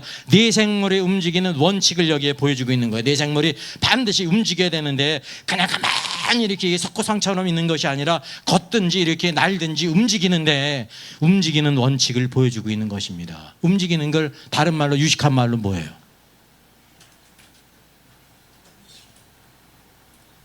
주님이 이 땅에 계실 때 걸어 다니셨잖아요. 걸어 다니셨잖아요. 그 유식한 말로 뭐야라는 거예요? 예? 주님의 사역이죠. 그래서 공생의 사역이에요. 오늘도 이 땅에서 우리가 움직임이, 신앙생활하는 그 모든 움직임이 뭐냐면 사역에 대한 것입니다. 개인적인 것이 아니라 네 생물. 거꾸로 이 네 생물이 있는데 네 생물이 북쪽으로만 걷는 경우가 없지 않습니까? 어디로 걸을 때가 있어요? 남쪽으로 걸을 때가 있죠. 그러면은 여기 사우스 쪽 남쪽에 있는, 사람 쪽에 있는 네 생물은 어떻게 걷는 거예요? 곧게 걷는데 거꾸로 저 북쪽을 바라보고 있는 독수리 얼굴을 하고 있는 네 생물은 어떻게 걸어야 되는 거예요? 뒷걸음을 쳐야죠. 아까는 여기 사자 얼굴을 저쪽으로 하고 있는 요 네 생물은 우편걸음을 했는데 이번에는 어떤 걸음을 걸어야 돼? 아까는 우편걸음 걸었는데 난 좌편걸음이네. 여기 거꾸로 여기 서쪽을 바라보고 있는 소는 아까는 좌편걸음을 했는데 이제 여기 사람 쪽에 있는 네 생물 쪽으로 내려가니까 이제 거꾸로 어떻게 해야 돼요? 우편걸음을 걸어야 되는 거예요. 모든 생물들마다 어떤 것을 원하냐면 내 중심으로 그냥 돌이켜서 걷겠습니다. 우리 입장에서는. 근데 하나님께서는 네 생물들을 그렇게 걷도록 하셨다, 움직이도록 하셨다는 거예요. 여기 중요한 게 바로 뭔지 아십니까?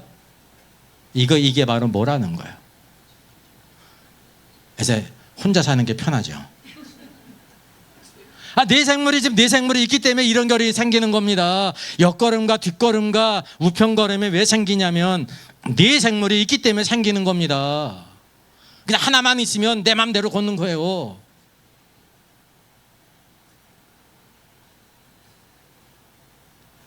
이게 뭘까요? 사역할 때 하나님의 정하신 원칙이 있어요. 그래서 사역의 역자가 있고 사역할 때 어떻게 하라 앞에 있어요. 이스트를 한 글자로 하면, 이스트를 한 글자로 하면 동이지 않습니까? 그게 동력이요, 동력. 주님의 사역을 모든 한 데에서 동력의 원칙이 있다는 거예요. 바꿔서 얘기하면 또 오른쪽으로 갈 때가 있잖아요. 그러면 저 오른쪽 동쪽을 향하고 있는 사자 얼굴 쪽을 하고 있는 이제 네 생물이 자기는 곧게 걷습니다. 그러면 거꾸로 여기 웨스트 쪽에 있는 소는 뒷걸음을 쳐야 되고, 아까는 이제 고등걸음을 걸었던 이 네 생물은 우편걸음과 좌편걸음을 해야 되는 거예요. 이게 동력이라는 거예요. 만약에 서로 다 그냥 그대로 걸으면 어떻게 되는 거예요? 찢어지는 게 뭐가 찢어지는 걸까요? 찢어질 게 뭐가 있어요? 아니, 여기 찢어질 게 뭐가 있냐니까 따로따로 있는데 네 생물이 뭐로 조인이 됐습니까? 두 날개로 연해 있다 그러지 않습니까? 하나님께서는 반드시 네 생물이 있지만 두 날개로 다른 생물들과 함께 연해져 있다는 거예요. 연결이 돼 있다는 거예요. 이게 바로 여기에서 뭐냐면 반드시 하나님의 일하는 원칙에는 동역의 원칙이라는 거예요. 동역. 예수님이 마리아 통에 오시면 되잖아요. 근데 반드시 누가 필요해요? 요셉이 필요해. 요셉이 없으면 뭐냐면 헤롯이 아이를 죽이려고 하기 때문에 죽을 수밖에 없습니다. 왜냐하면 하나님의 계획은 헤드십을 가진 요셉에게 꿈에 나타나서 천사를 통해서 모든 것을 다 지시하지 않습니까? 그러니까 마리아 입장에서 인간적으로 생각하면 요셉이 필요한 존재예요, 불필요한 존재예요? 인간적으로 생각하면 불필요하지.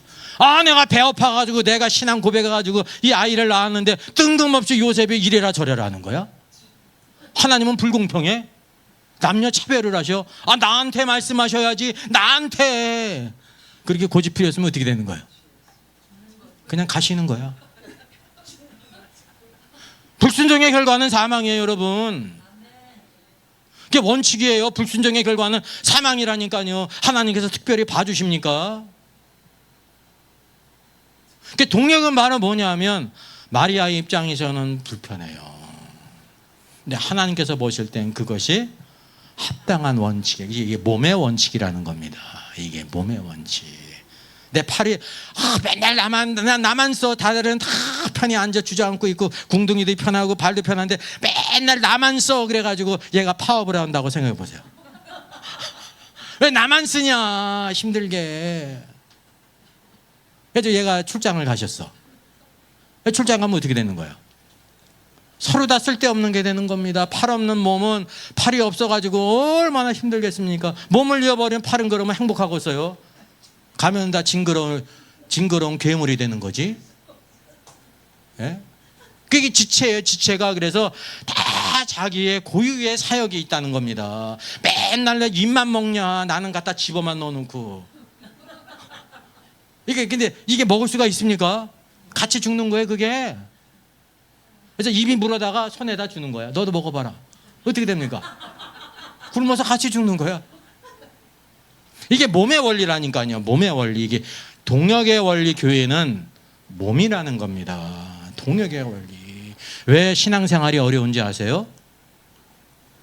같이 신앙생활하기 때문에 어려운 거예요.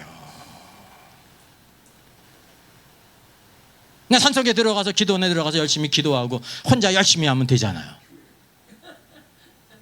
아니에요. 교회는 부름을 입은 자들의 모임에 반드시 모여서 하나가 돼야 되는 거예요. 하나가. 그리스도 안에서 하나가 되는 훈련을 해야 되는 거예요. 이게 훈련이라니까요. 이 놀라운 일입니다. 예? 하늘에는 아무 문제가 없다니까요. 누군가 곧게 걸을 때 다른 사람은 역걸음을 할 수 있어야 된다는 거예요. 서로 다. 이게 몸의 원리, 이제 하나의 몸처럼 이렇게 움직인다는 거죠. 하나의 몸처럼. 우리 몸처럼. 모든 게 다 원활하지 않습니까? 반란을 일으킨 적이 있습니까? 그때는 입원할 때야, 입원할 때. 정신병원 가든지 아니면 병원에 입원해야 돼. 어디가 반란을 일으키면. 예? 이게 너무나 자연스럽다니까요. 너무나 자연스러운 거예요. 그래서 이걸 누구를 보면 이게 누구를 닮았는가라고 할 때 또 한편으로 자 보세요. 예수님께서 이 땅에 행하셨는데 그분의 행하심을 어떤 한 사람이 기록할 수 없어요. 네 사람 사복음서가 필요했어요. 사복음서가. 그러니까 예수 그리스도를 닮았다는 것을 우리가 알게 되고 이것을 통해서 교회가 가야 될 길, 교회가 사역할 원칙을 여기서 보여주고 있는 거예요. 교회는 독불장군 혼자서 다 하는 게 아닙니다. 누가 혼자서 다 할 수 있는 사람이 있죠. 근데 그건 몸의 원칙을 벗어나는 거예요. 힘들어도 같이 나누어서 함께 세워져 가는 거예요. 함께. 자, 보십시다. 예를 들어 보십시다. 이게 이제 여기 네 생물이 이렇게 앞뒤에 있고 좌우에 이렇게 있는 겁니다. 근데 서로 두 날개가 서로 연결이 된 거죠. 여기는 평면도로 이렇게 있기 때문에 왼쪽 오른쪽에 있는 거는 서로 연결이 안 된 것처럼 보이는데 서로 날개가 연결이 돼 있어서 하나로 이렇게 움직였다는 거예요. 서로 돌이킴이 없이 그대로 해서 이제 뒷걸음질 치든지 옆걸음하든지 아무 불편하지 않고 이렇게 동일하게 이렇게 움직였다는 겁니다. 내 생물이 돌이킴이 없이. 우리 사람은 뭐를 좋아해요? 돌이키는 걸 중요하는 거야. 저 사람이 뭐를 이렇게 하는데 왜 내가 저걸 따라해야 돼? 내가 그걸 해야지. 사람은 그렇잖아요. 그죠? 이게 기본적인 기질이에요. 누군가 무엇을 맡아가지고 할 때는 그것에 대해서 따라야 되는 사람이 있어야 되는 겁니다. 또 다른 일을 할 때는 또 그것이 바뀌는 겁니다. 왜냐하면 모든 지체가 틀리기 때문에. 축구할 때는 누가 왕이야? 발이 왕이에요. 발이. 손으로 하면은 다 페널티 킥이라니까. 왜 나는 맨날 가만히 흔들기만 해. 이거 춤추는 거에 뭐 이래가지고 손으로 쳤어. 그럼 페널티 킥이라니까. 예? 그리고 또 하나 허용될 수 있는 건 머리로 하는 건 되는 거야. 예? 발로 하고.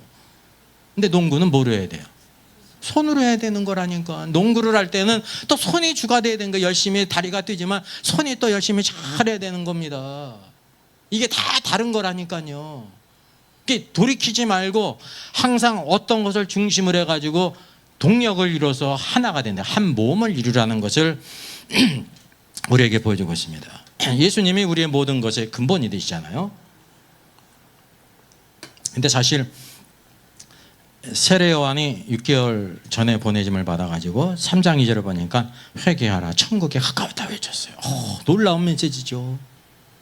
마태복음 4장 17절을 보니까 예수님이 또 사역을 시작하실 때 동일하게 세례 요한이 전한 말씀하고 똑같이 했어. 그것을 제자들이 들으면 어떻게 됐을까요? 이게 웬일이야? 예수님이 세례 요한 제자인가? 똑같이 하니까. 세례 요한의 제자가 있었잖아요. 세례 요한의 제자는 어떻게 생각하냐면 그렇지, 우리 선생님이 예수보다 낫지. 성경을 보면 그게 있어요, 없어요? 있잖아요. 이전에는 다 세례 요한에게 세례 받으러 갔는데 예수님이 사역을 시작한 다음에 사람들이 예수님께 세례를 받으러 가니까 세례 요한의 제자가 뭐라고 얘기합니까? 당신이 증거한 자가 있는데 사람들이 다 저 예수님한테 갑니다. 이게 무슨 뜻이에요? 못마땅합니다. 이때까지는 다 우리 선생님께 왔는데 어떻게 예수라는 자에게 다 갈 수 있습니까? 근데 세례 요한이 딴 얘기를 하잖아요. 나는 세례가 그는 흥해되리라. 사람의 입장에서 보게 되면 그것을 뭐라고 생각하냐면 우열의 관계로 생각한다는 거예요. 여기 벌써 이거 볼 때 예수님이 먼저 이것을 외친 다음에 세례 요한이 외쳤으면 그렇구만 당연하지 생각하는데 거꾸로 됐잖아요. 세례 요한이 외친 것을 그대로 예수님이 외치지 않습니까? 오늘날 누가 이게 진리예요? 진리를 이렇게 외치면 이게 진리예요? 다 알아요?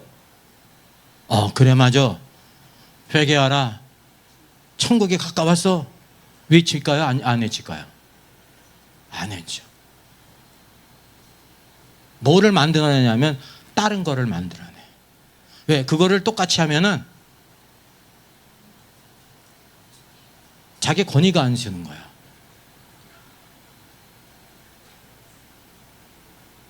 무슨 얘기인지 이해되세요? 왜 북이스라엘에 베델과 단에 금송아지를 만들었어요? 이스라엘 백성들이 하나님께 성전이 유다 땅에 있으니까, 예루살렘에 있으니까 거기에 예배하러 가지 않습니까? 예배하러 가니까 어떤 마음이 들어요? 어떤 마음이 들어요? 걱정스러운 마음이 들지. 쟤네들이 저러다가 유다로 다 넘어가면 어떡해. 성경 읽으면서 그거 몰라요? 이 사람은 딴 나라에서 다 왔나?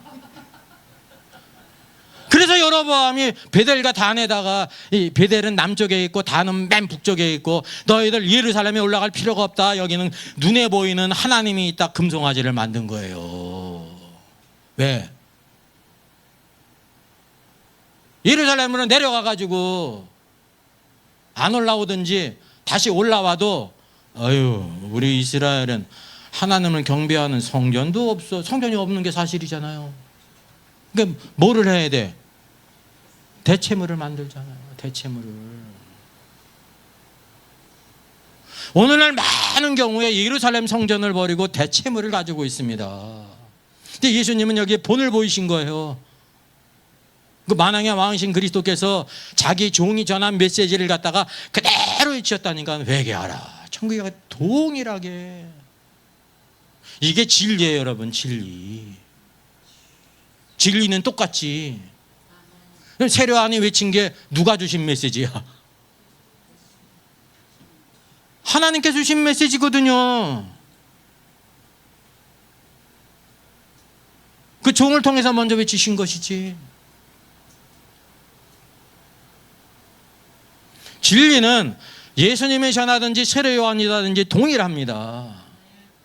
근데 오늘날 우리들은 뭐냐면 세례요한은 지까진 거거든요. 사람이 볼 때.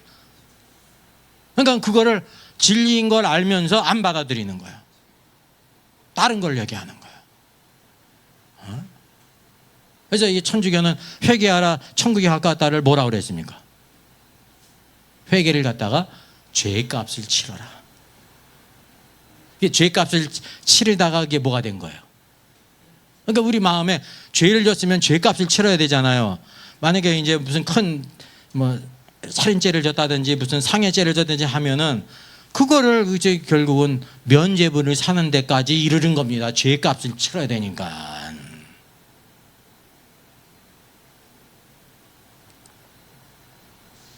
여기 볼 때 세례요한은 곧게 걸었고 예수님은 어떻게 걸으신 거예요?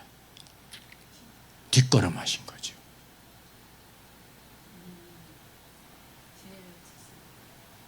뒷걸음하신 거지. 그러니까 우리의 잘못된 생각은 마치 세례요한이 먼저 전했기 때문에 세례요한은 뛰어나고 예수님은 못나 생각할 수 있는데 우리의 잘못된 생각. 진리는 동일해요. 예수님이 전하든지 세례요한이 전하든지 어린아이가 전하든지 동일한 거예요. 동일한 권세가 있는 거예요.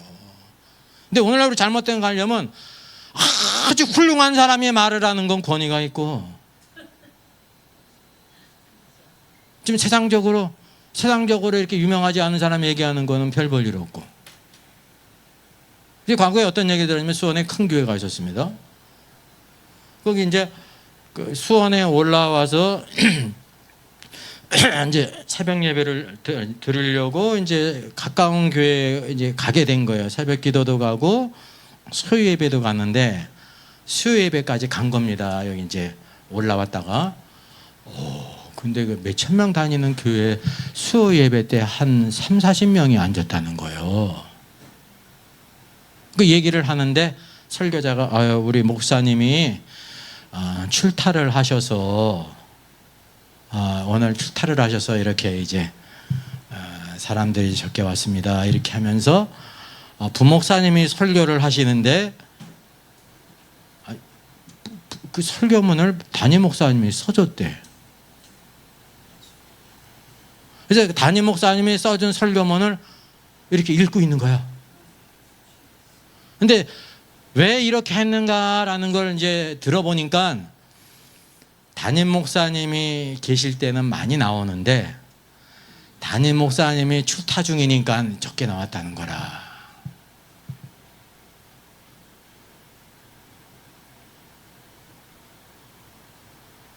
그 사람의 관념은 어떤 거예요?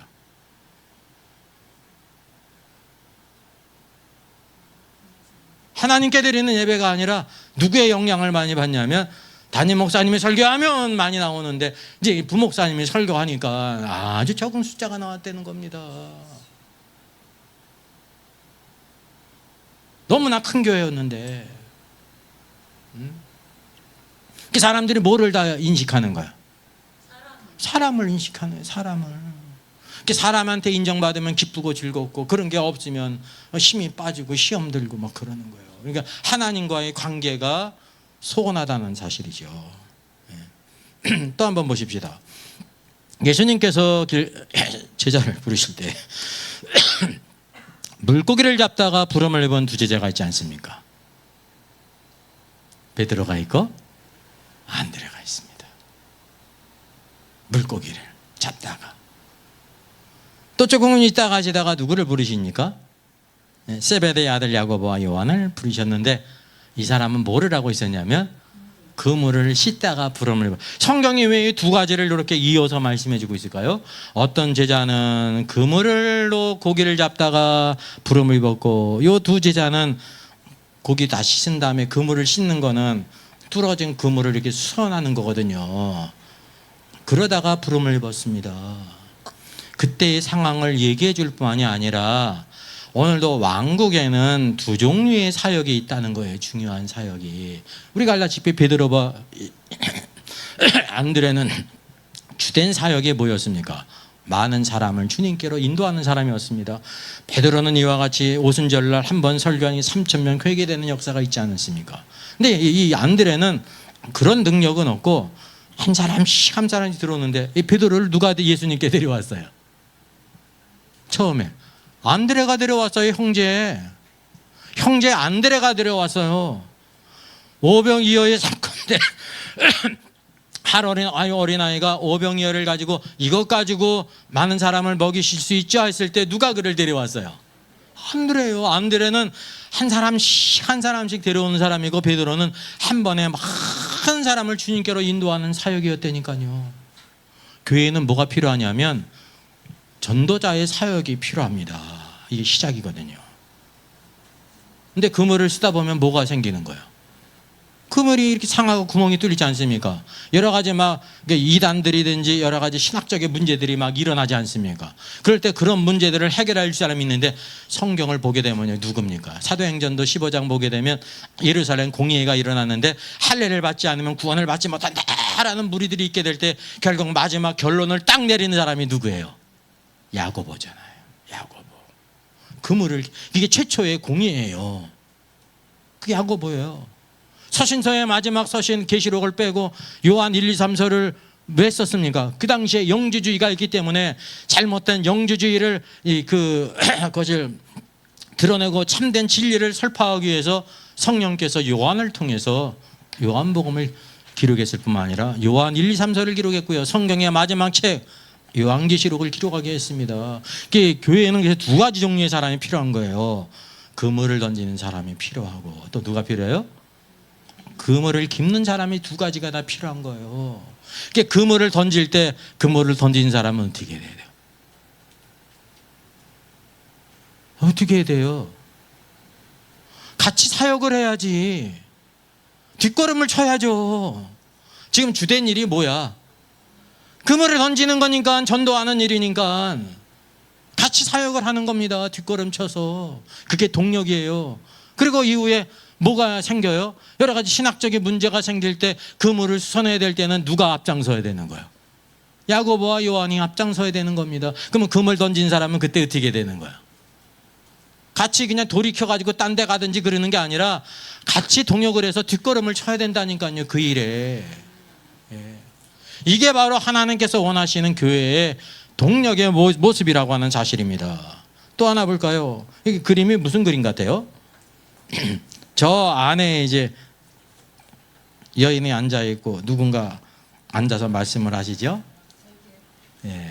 마르다는 예수님의 발치에서 말씀을 듣고 있고 밖에 부엌에서는 마르다가 지금 음식 막 끄느냐고 막 바빠가지고 뿌듯하지 않습니까? 이렇게 나 바쁜데 이 조녀는 자기 이제 자매니까 미울 거 아닙니까? 그래가지고 결국은 어떻게 했어요?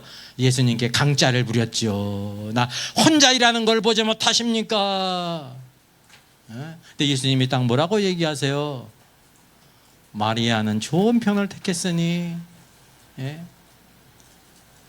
그래서 여러분, 이 신앙의 유형이 어떤 유형이 있냐면 마르다 유형이 있어요. 마르다는 뭐냐면 내가 열심히 수고하고 봉사해가지고 주님을 섬기는 유형이에요.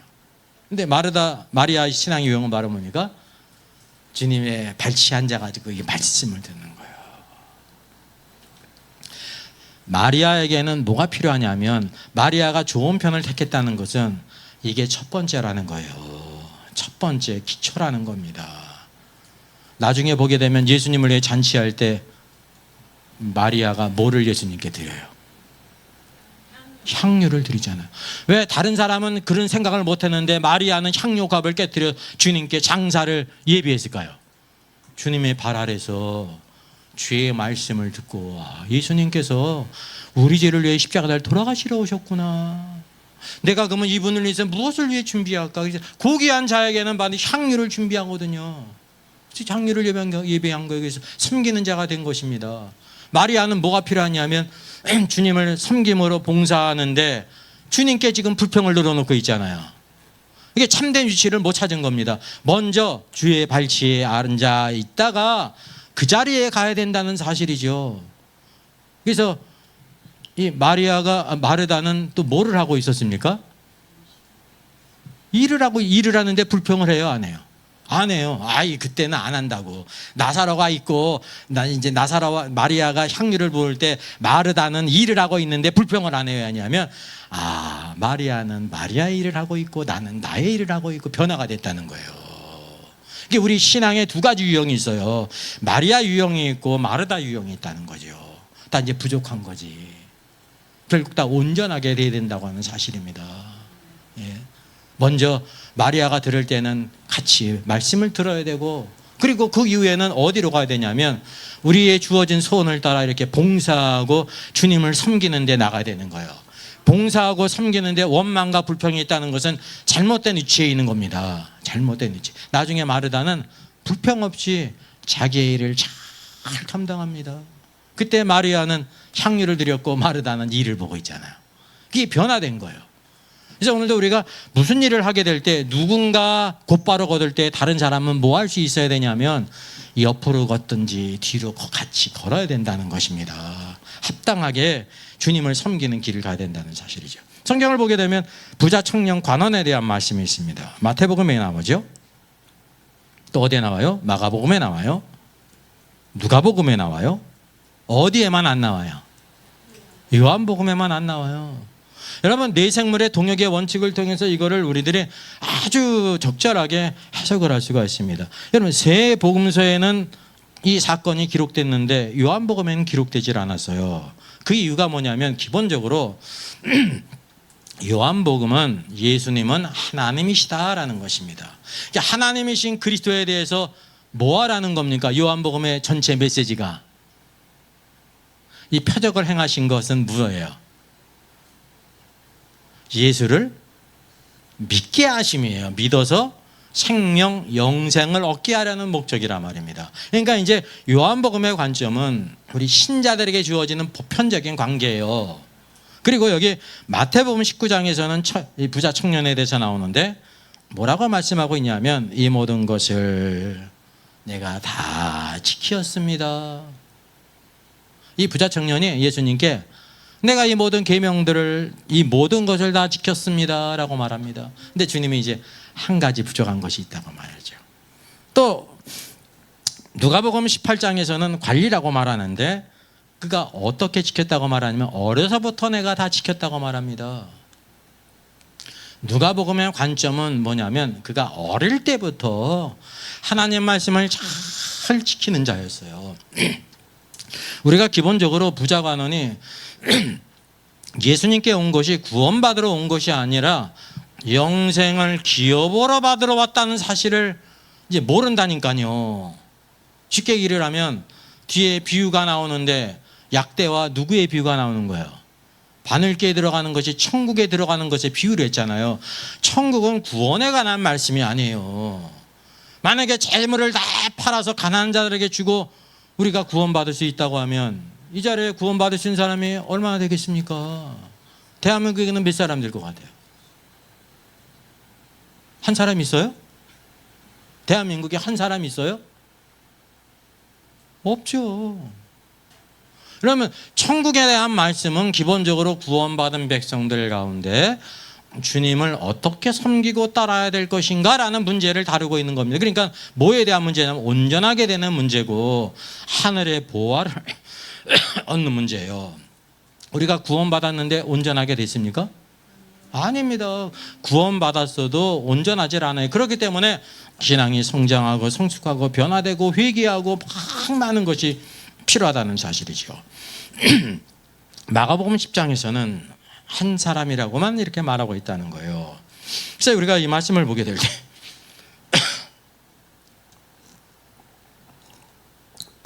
자, 마태복음의 관점은 바로 뭐냐면 이 공통적인 메시지가 바로 뭡니까?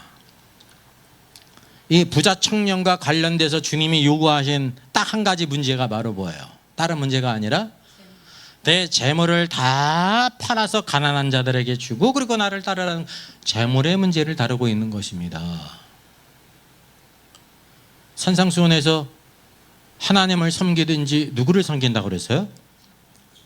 만몬, 재물을 섬기는 것입니다. 그 누구냐면 그게 불신자를 가리키는 게 아니라 신자들 가운데서도 하나님을 섬기느냐 재물을 섬기느냐 두 가지 문제예요. 그러니까 하나님을 섬기는 건 뭐냐면 재물을 섬기는 사람은 그러면 하나님을 믿지 않느냐 아니야. 하나님을 믿는데 섬기지는 않는다는 거죠. 하나님만 믿지. 하나님만 믿고 재물을 섬겨요. 그 말은. 그런데 재물을 섬기지 않고 하나님을 섬겨야 된다. 그래서 두 주인을 섬길 수 없다라는 것입니다. 그러니까 이 말씀을 보게 되면 구원받은 성도 가운데 두 주인을 섬기는 사람이 있고 한 주인을 섬기는 사람이 있다는 거죠.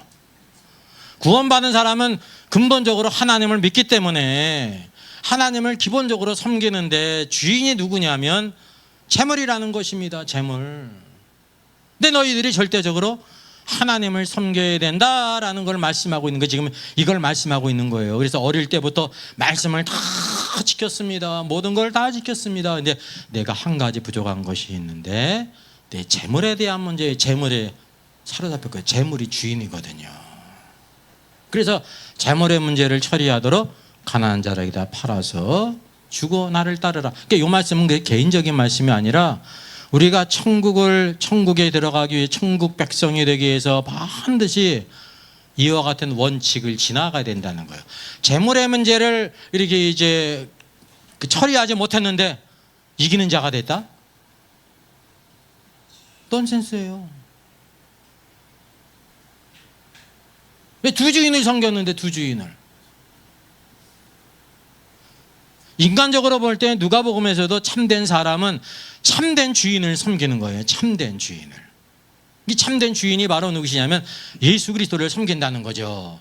근데 예수 그리스도가 우리의 주가 아닌 사람은 재물을 섬긴다는 것입니다. 그래서 누가복음의 관점은 참 사람으로서 이 예수님이 하나님의 아들이 나를 위해 죽으시고 나를 구원해 주셨는데 내가 그 주님을 섬기고 따라야지라고 하될 때 참된 예수님을 참 사람이신 예수님을 알게 될 때 우리가 이와 같이 주님을 섬길 수가 있는 것입니다. 그러니까 이 사람은 계명은 지켰지만은 참 사람의 위치를 차지하지 못한 것입니다. 그게 바로 왕국이에요. 주님을 왕으로 섬기는 게 가장 놀라운 거예요. 왕국이 임할 때 주님이 영광을 받으시는 거예요. 오늘도 어떻게 왕국이 임하냐면 전적으로 우리가 주님의 부르심을 따라 섬길 때 그때 바로 주님이 영광을 받으세요. 마태복음의 관점은 뭐냐면 주님이 만왕의 왕이시지 않습니까? 그러니까 사자복음이에요. 주께서 만왕의 왕이신 것을 깨닫게 주님의 말씀이 권세 있는 말씀이라는 걸 깨닫게 될 때 주님을 따를 수가 있는 것이 그분의 통치 안에서. 여러분 아브라함이 독자 이삭을 번제로 드리고 가잖아요. 하나님 말씀을 이해했어요? 못했어요? 이해했기 때문에 간 거 아니에요. 이해하지 못했어요. 그러나 하나님은 선하신 분이기 때문에 하나님이 말씀하셨기 때문에 순종했다니까요. 이해되지 못했지만 순종하는 게 진짜 믿음입니다.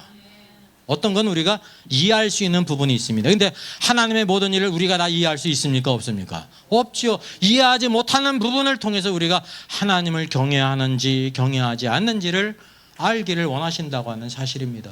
이제 왕이신 그리스도와 관계가 있는 것입니다. 마가복음은 바로 뭐냐면 소처럼 우리를 죽기까지 섬기신 그리스도잖아요.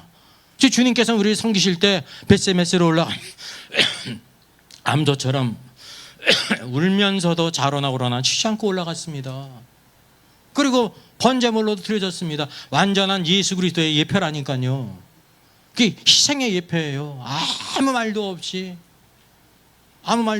사흘길을 가면서 이삭과 아브라함의 대화가 있어요? 없어요? 없어요.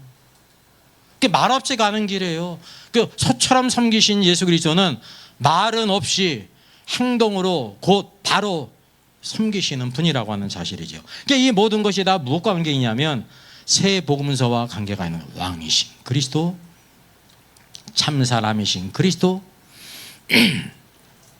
우리를 죽기까지 섬기신 소이신 그리스도를 닮아갔느냐, 이 세 가지 면이 서로 일치가 된다고 하는 사실이죠. 그런데 하나님을 섬기는 모든 사람들은 뭐를 가지고 있냐면요, 독수리 날개를 가지고 있습니다. 하나님의 능력을 알아요. 하나님의 능력과 권세가 있는데 여기 인용은 안 해놨지만 주님께서 뭐라고 말씀하십니까? 여기서 베드로 누가 대체 구원받을 수 있습니까? 오해를 했습니다. 다 제자들이 오해를 했어요. 구원으로. 그랬더니 주님이 뭐라고 말씀하세요? 사람으로서는 할 수 없지만 하나님으로서는 하실 수 있느니라 그랬어요. 이 말씀이 무엇과 관계 있는 것 같아요? 사람으로서는 할 수 없지만 하나님으로서는 하실 수 있다는 말씀이 네 생물 가운데 무엇과 관계가 있습니까? 독수리잖아요. 독수리.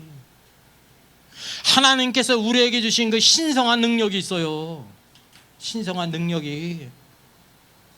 여러분, 우리 안에 하나님의 신성한 생명이 있기 때문에 이 신성한 생명의 그 흐름과 소원을 따라 나가게 될 때 사람으로는 할 수 없지만 하나님으로서는 하실 수 있다는 것입니다. 하나님이 여기 뭐로 표현됐습니까? 독수리 날개로 표현됐잖아요. 독수리 날개. 하나님의 능력과 권세가. 예? 이때까지 주님을 신실하게 섬겼고 순교한 모든 성도들은 자기 힘으로 한 게 아닙니다. 주님께 전적으로 의지하면서 하나님께 주시는 그 능력과 권세가 있었습니다.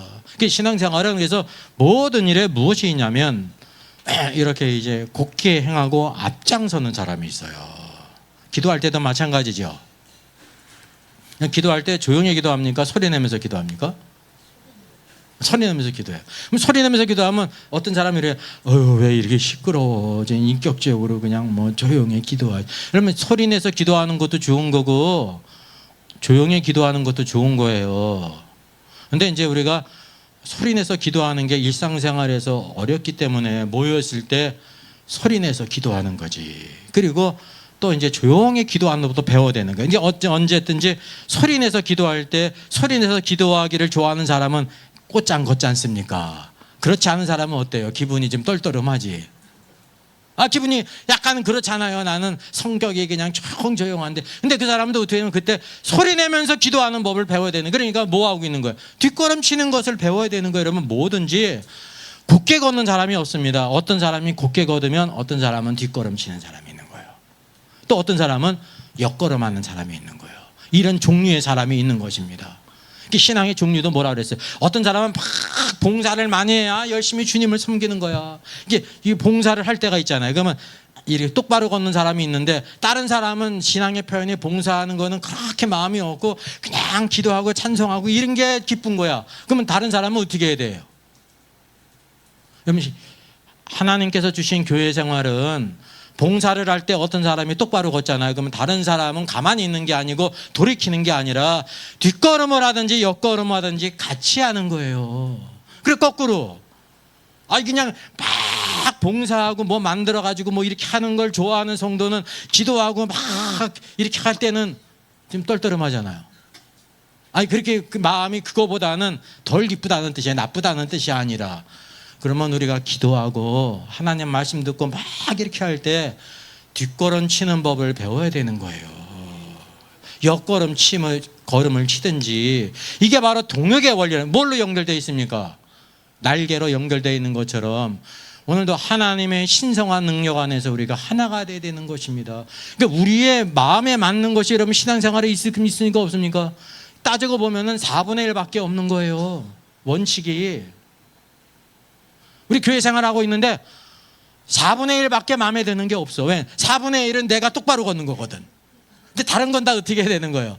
뒷걸음 치든지 옆걸음 치는 거니까 지금 재미가 없지 않습니까? 근데 그걸 배워야 돼, 모든 사람이. 모든 사람이 다 똑바로 걷는 경우가 있어요, 없어요? 없는 겁니다. 사방으로 있기 때문에 저 위에 있는 내 생물이 똑바로 걷는 경우가 있고 오른쪽에 있고 왼쪽에 있고 아래쪽에 있는 것입니다.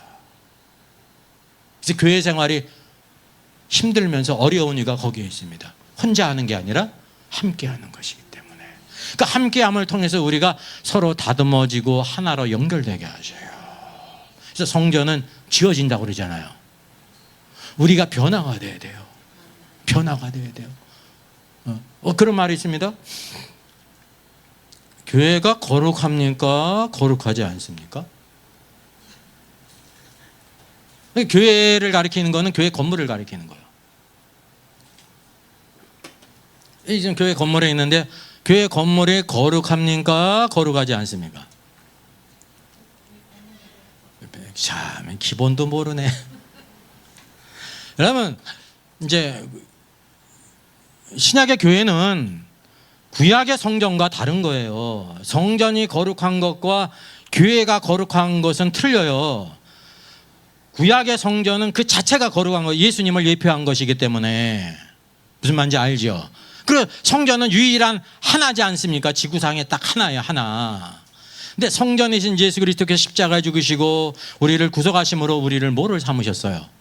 성전으로 삼으셨죠. 그래서 이제 성전의 참된 의미는 우리 모든 성도들을 가리키는데, 성도들이 모이는데 이런 공간이 필요하잖아요. 예배당이 필요하잖아요. 이 예배당은 누구의 것이에요? 여러분 예배당 자체가 구약의 성전처럼 거룩한 건 아니에요. 그걸 구별을 해야 돼. 근데 이 예배당이 하나님의 것이기 때문에 하나님의 것은 모두 다 거룩한 것입니다. 이게 아버지의 집이니까 구약의 성전은 아니지만은 하나님의 집으로서 성도들이 여기서 예배를 하고 훈련하고 모아두는 것을 하는 거 아닙니까? 여러분의 가정이 거룩한 것처럼 여기도 거룩하고 존귀한 것이라는 걸 여러분 아셔야 돼요. 그래서 우리가 때때로 어떻게 얘기를 하냐면 이제 구약의 성전과 같이 교회당을 이제 무슨 교회당을 성전이라고 부르는 건 잘못된 거예요. 그렇다고 그래가지고 교회당이라는 건 건물을 가리키는 거거든요. 당이니까 이제 집당자니까 하나님께 구별된 것이기 때문에 이게 거룩한 거예요. 하나님께 드려지는 거는 다 거룩한 거예요. 그걸 여러분 아셔야 돼요. 눈에 보이는 것을 잘 우리들이 섬기지 못하면서 눈에 보이는 거, 눈에 보지 하나님을 어떻게 잘 섬깁니까? 그래서 우리가 교회를 세우는 사람은 내적으로 성도들을 위로하고 격려하고 믿음의 사람으로 세워서 성장하고 그리스도의 군사가 되게 하는 것일 뿐만 아니라 기본적으로 다 뭐가 있냐면 이와 같은 모든 것들을 다 섬기는 사람이 있기 때문에 신앙생활을 하는 것입니다. 그 양자의 관계를 우리들이 잘 알아야 돼요. 가정도 마찬가지입니다. 가정이 거룩해요? 거룩하지 않아요? 거룩하잖아요. 거룩하다 그래가지고 이단이라고 생각할 사람이 있어요? 성전만 거룩하지. 아니면 왜 거룩하냐면 그 가정은 구원받은 성도의 가정이기 때문에 거룩하다는 거예요. 그래서 하나님께서 그 집에 복을 주시지 않습니까? 오늘도 우리에게 모든 필요를 주시지 않습니까? 그래서 여호수아의 고백과 같이 오직 나와 내 집은 여호와만을 섬기겠다. 집이 없으면 뭐가 되는 거야? 딸 이름 숫자가 좋은데 노씨는 짓지 마세요. 노숙자가 되는 겁니다. 집이 없으면 노숙자가 되는 거예요, 여러분. 만약에 우리가 예배드리는 처소가 없으면 어떻게 되는 거예요? 노숙자 신자라니까요. 신자는 있는데 교회는 있는데 노숙자지 않습니까? 이 땅에서는 공간이 필요한 것입니다. 시간이 있어야 살아있는 것처럼 하나님께 드리는 공간이 있어야 되는 겁니다. 이거를 위해서 우리들이 잘 기도하고 언신해서 교회의 사역들이 두 가지가 함께 세워지는 것이에요. 이게 코로나 기간 동안에 교회가 몇 개 없어졌다고 그래요? 40개 이상이 없어요. 실제로 왜 없어졌어요?